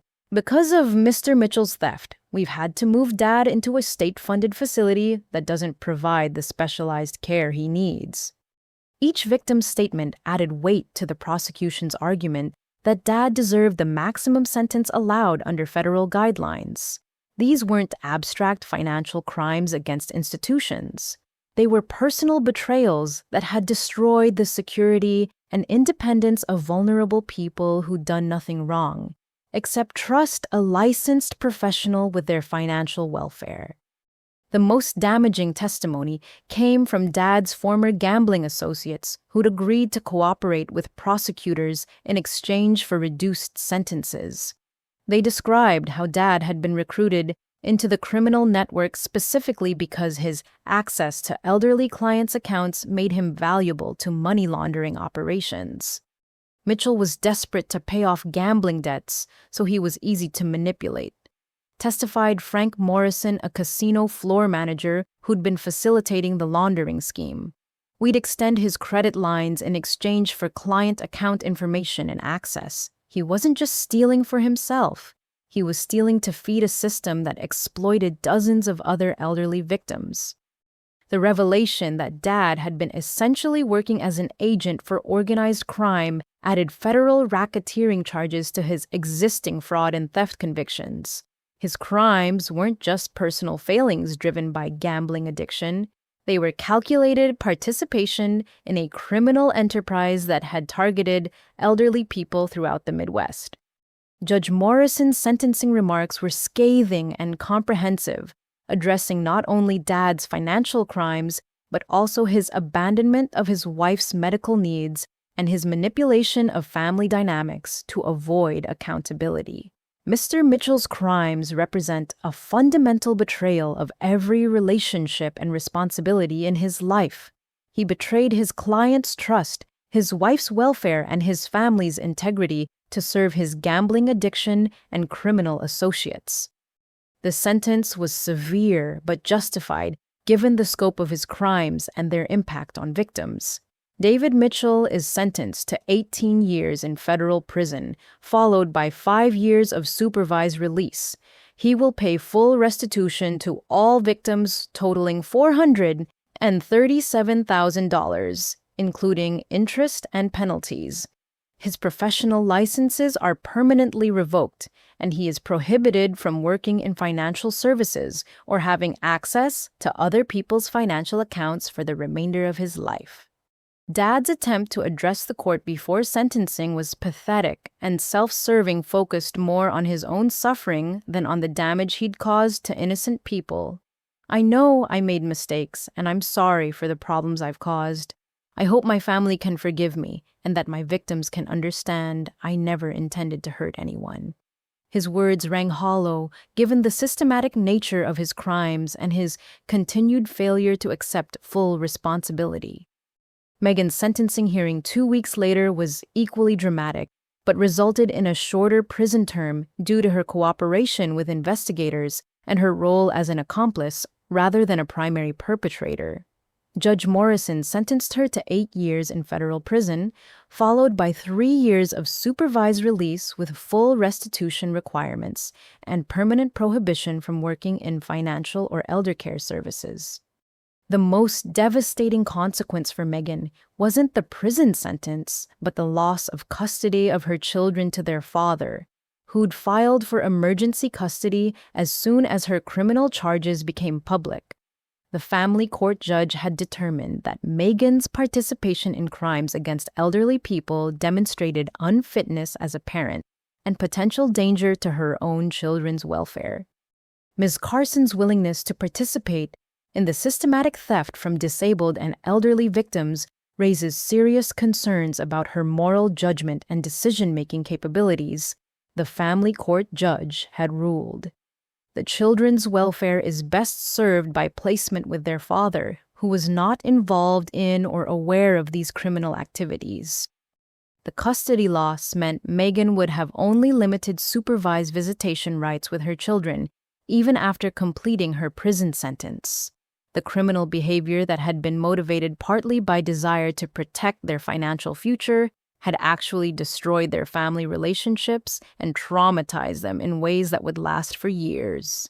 The civil lawsuits filed by Dad's victims were proceeding simultaneously with the criminal cases, ensuring that any assets he retained would be seized to compensate the people he'd stolen from. The family house had already been sold with proceeds going to victim restitution, and Dad's retirement accounts had been liquidated to pay court-ordered damages. The total financial judgment against your father exceeds $800,000 when you include civil penalties and victim compensation. Mom's attorney explained during a meeting about protecting her assets from Dad's debts. The divorce decree provides some protection, but the victims have legitimate claims against any marital assets they can identify. The financial consequences would follow Dad for the rest of his life, ensuring that even after release from federal prison, he'd be working to pay restitution to people whose lives he'd destroyed. The garnishment orders would claim most of any future income, leaving him with minimal resources to rebuild any kind of normal life. Standing outside the federal courthouse after Dad's sentencing, surrounded by FBI colleagues who'd become my professional family and community advocates who'd supported Mom's recovery, I reflected on how completely justice had been served. The man who'd accused me of stealing $60,000 was now facing 18 years in prison for stealing over $400,000 from people who'd trusted him with their life savings. The transformation from accused family thief to federal law enforcement agent felt surreal but earned. Every day of my FBI training had been motivated by determination to prevent other families from suffering what we'd endured. Every case I'd work would carry the weight of understanding what financial crimes actually cost their victims in human terms. 2 years after Dad and Megan's convictions, Mom and I stood in the chambers of Hamilton County Probate Court for a ceremony that would legally formalize what had already become our reality. Mom was officially adopting me as her sole heir and legal family member, replacing the criminal relatives who'd forfeited their place in her life through their choices and actions. Judge William Patterson, who'd handled Mom's divorce proceedings and understood our family's history, presided over the adult adoption with warmth and recognition of its significance. "This is an unusual but deeply meaningful legal procedure," he explained as we signed the paperwork that would make our chosen family relationship official. "You're formalizing a bond based on loyalty, love, and mutual support rather than biological accident." The legal documents were comprehensive and protective, ensuring that Dad and Megan would have no claim to Mom's estate insurance policies or medical decision-making authority, even if they attempted to reassert family relationships after completing their prison sentences. Mom's new will named me as her sole beneficiary and executor, with detailed instructions that specifically excluded her former husband and daughter from any inheritance consideration. "I want there to be no ambiguity about who my real family is," Mom had explained to her attorney during the will preparation process. "Constance proved her loyalty when it mattered most. David and Megan proved they were willing to let me die to protect their own interests. The law should reflect those realities." The adoption also included healthcare directives that named me as Mom's medical proxy with full authority to make treatment decisions if she became incapacitated. The irony wasn't lost on either of us that I was legally taking over the role Dad should have fulfilled when he allowed her insurance to lapse and ignored her medical crisis. Special Agent Mitchell, Judge Patterson said with a smile as he finalized the adoption decree, your mother is fortunate to have someone willing to sacrifice their own financial security to save her life. That kind of loyalty deserves legal recognition and protection. The judge had followed our story through the media coverage and criminal trials, understanding the significance of our chosen family bond. The ceremony was attended by members of our new extended family FBI colleagues who'd become close friends, Mom's fellow patient advocates who'd supported her recovery, and community members who'd been inspired by our story of survival and resilience. The gathering felt more genuine and supportive than many traditional family events we'd attended in the past. Agent Rebecca Torres, who'd become both my supervisor and mentor at the FBI, spoke about how our family's experience had influenced federal policy regarding financial crimes investigation. Constance and Martha's case has become a model for how civilian cooperation can expose major criminal networks and protect vulnerable victims. Their courage has literally rewritten our approach to family-based financial exploitation cases. The patient advocacy organization where Mom worked had grown into a regional resource center that helped dozens of families each month navigate medical insurance complexities and recognize financial exploitation warning signs. Mom's leadership had transformed her personal trauma into a professional mission that prevented other families from suffering similar crises. We're establishing the Martha Mitchell Foundation for Elder Protection, announced Dr. Sarah Williams, the director of the county's Senior Services Department. The foundation will provide emergency financial assistance for elderly people whose family members have stolen their medical care resources, and it will fund training for healthcare workers to recognize signs of family financial abuse. The foundation represented the ultimate transformation of our family's pain into community protection and healing. Instead of being victims whose suffering had no broader purpose, we'd become advocates whose experience was helping to prevent similar tragedies for other vulnerable families. The legal adoption also included the establishment of educational scholarships in Mom's name for young women pursuing careers in healthcare social work or financial crimes investigation. The scholarships would be funded by the FBI's victim compensation programs and community donations that had poured in after Mom's advocacy work gained national attention. I never imagined that surviving my husband's crimes would lead to helping other people build careers dedicated to protecting vulnerable adults, Mom said during her remarks at the adoption ceremony. But that seems to be how healing works. You take the worst things that happen to you and find ways to prevent them from happening to other people. My FBI career had flourished beyond expectations, with assignments to major financial crimes cases throughout the region, and recognition as a specialist in family-based exploitation investigations.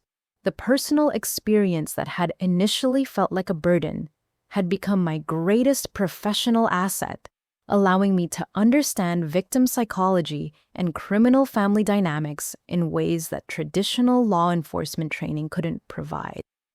Agent Mitchell has become one of our most effective investigators because she understands both sides of financial family crimes, explained FBI Unit Chief Michael Rodriguez during the adoption celebration. She knows how criminals manipulate family loyalty to enable their behavior, and she knows how victims can break free from that manipulation to seek justice.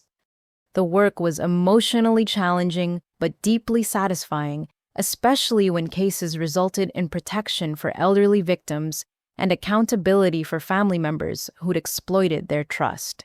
Each successful prosecution felt like justice not only for the immediate victims, but also for Mom and all the other vulnerable people who'd suffered similar betrayals. The adoption ceremony concluded with the signing of documents that officially changed Mom's legal name to Martha Mitchell Harrison, incorporating my chosen surname to reflect our new family identity. The name change symbolized her complete separation from the criminal associations that had defined her previous legal identity. From this day forward, we are legally and officially a family of choice rather than a family of birth. Judge Patterson announced as he presented us with the final adoption decree. May your bond continue to be strengthened by the values of honesty, loyalty, and mutual protection that brought you to this point. The evening celebration was held at Mom's apartment complex community center, surrounded by friends and colleagues who'd supported our recovery and rebuilding process. The gathering felt like a wedding reception in some ways, celebrating the formalization of a commitment that had already been proven through crisis and maintained through choice. To Martha and Constance, Agent Torres offered a toast as our celebration continued, who proved that real family relationships are built on actions rather than accidents, and that courage and loyalty can create bonds stronger than blood. The sentiment captured exactly what our adoption represented: the legal recognition of a family relationship that had been earned through sacrifice and maintained through mutual respect. As the evening wound down, Mom and I walked through her neighborhood discussing plans for the foundation's expansion and my upcoming assignment to a major multi-state financial crimes task force. Our conversations were easy and comfortable, reflecting the genuine friendship that had developed alongside our formal family relationship. I never thought I'd be grateful for David's criminal behavior, Mom reflected as we paused at a park bench to watch the sunset. But without his betrayal, I never would have discovered how strong I could become or how loyal you truly were. Sometimes the worst things that happen lead to the best things that follow. 5 years have passed since that confrontation in our kitchen that shattered our family's illusions and revealed the truth about the people we loved and trusted. As I write this reflection, I'm sitting in my FBI field office in Cincinnati, having just completed testimony in another family financial exploitation case that will hopefully prevent other vulnerable elderly people from suffering what Mom endured. The case I testified in today involved a son who'd been stealing from his mother's disability benefits to fund a drug addiction, while his sister enabled the theft by providing false explanations for their mother's declining financial condition. The pattern was depressingly familiar: family members prioritizing their own needs over a vulnerable relative's welfare, then working together to cover up their criminal behavior when it was discovered. Agent Mitchell, your testimony about recognizing family financial exploitation patterns was crucial to securing these convictions. Assistant District Attorney Jennifer Walsh told me after the verdicts were announced. Both siblings received significant prison sentences and full restitution orders, while their mother was connected with protective services and advocacy resources that would prevent future victimization. My expertise in family-based financial crimes has made me a sought-after consultant for law enforcement agencies throughout the Midwest, and I regularly present training seminars for social workers, healthcare professionals, and financial institution employees who work with elderly clients. The knowledge I gain from our family's trauma has become a tool for protecting thousands of other vulnerable people.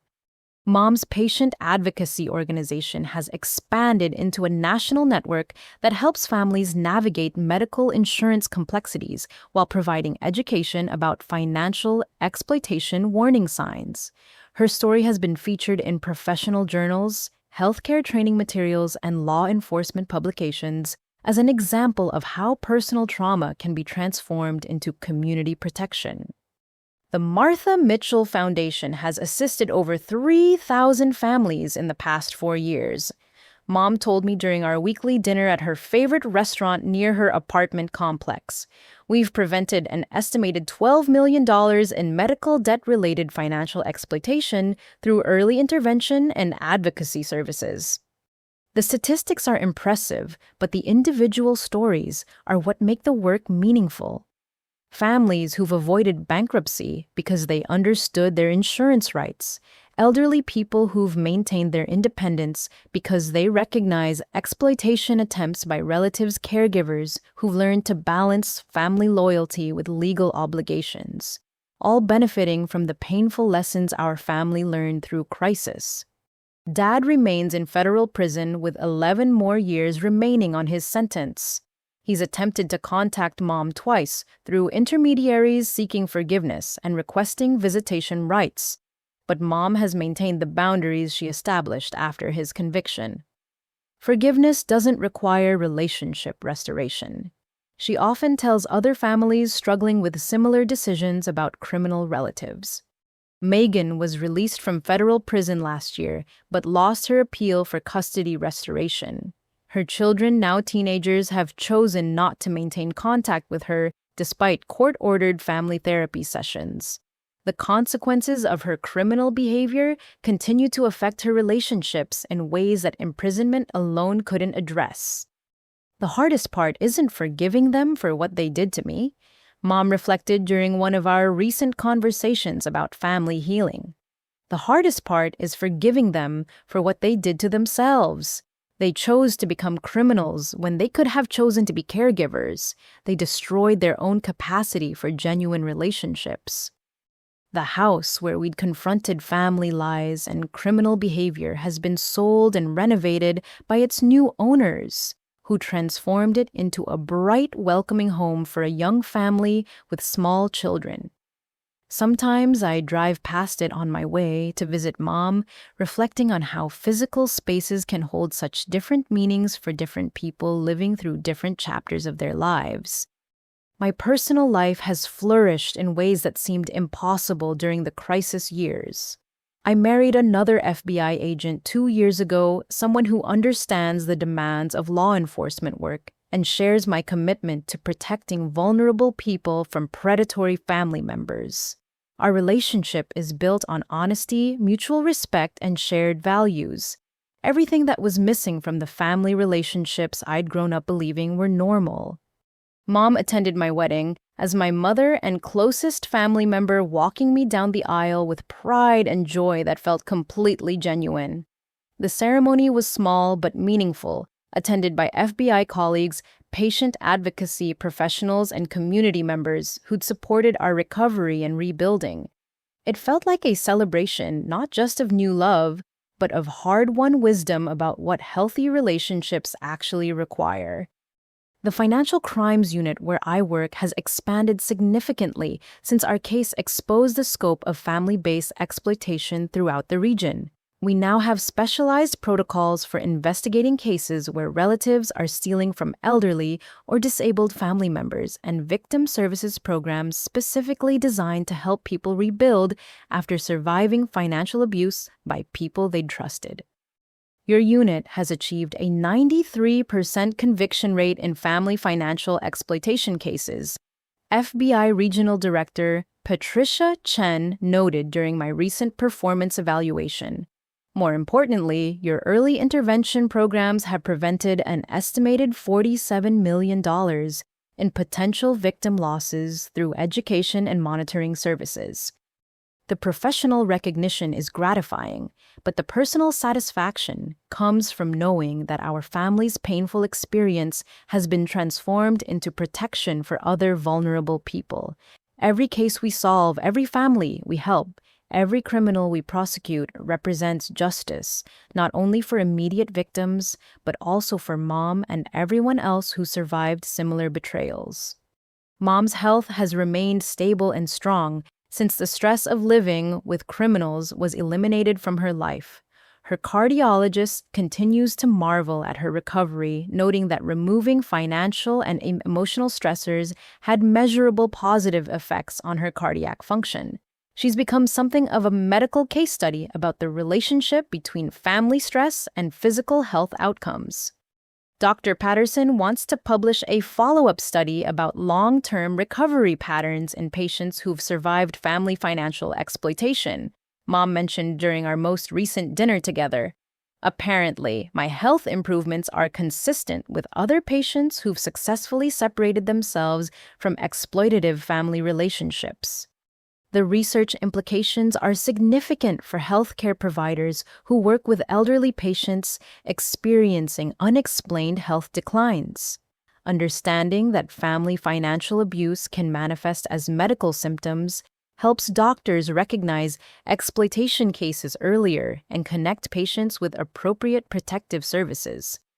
As I conclude this reflection on our family's journey from crisis to recovery, I'm struck by how completely our definitions of loyalty, love, and family have evolved.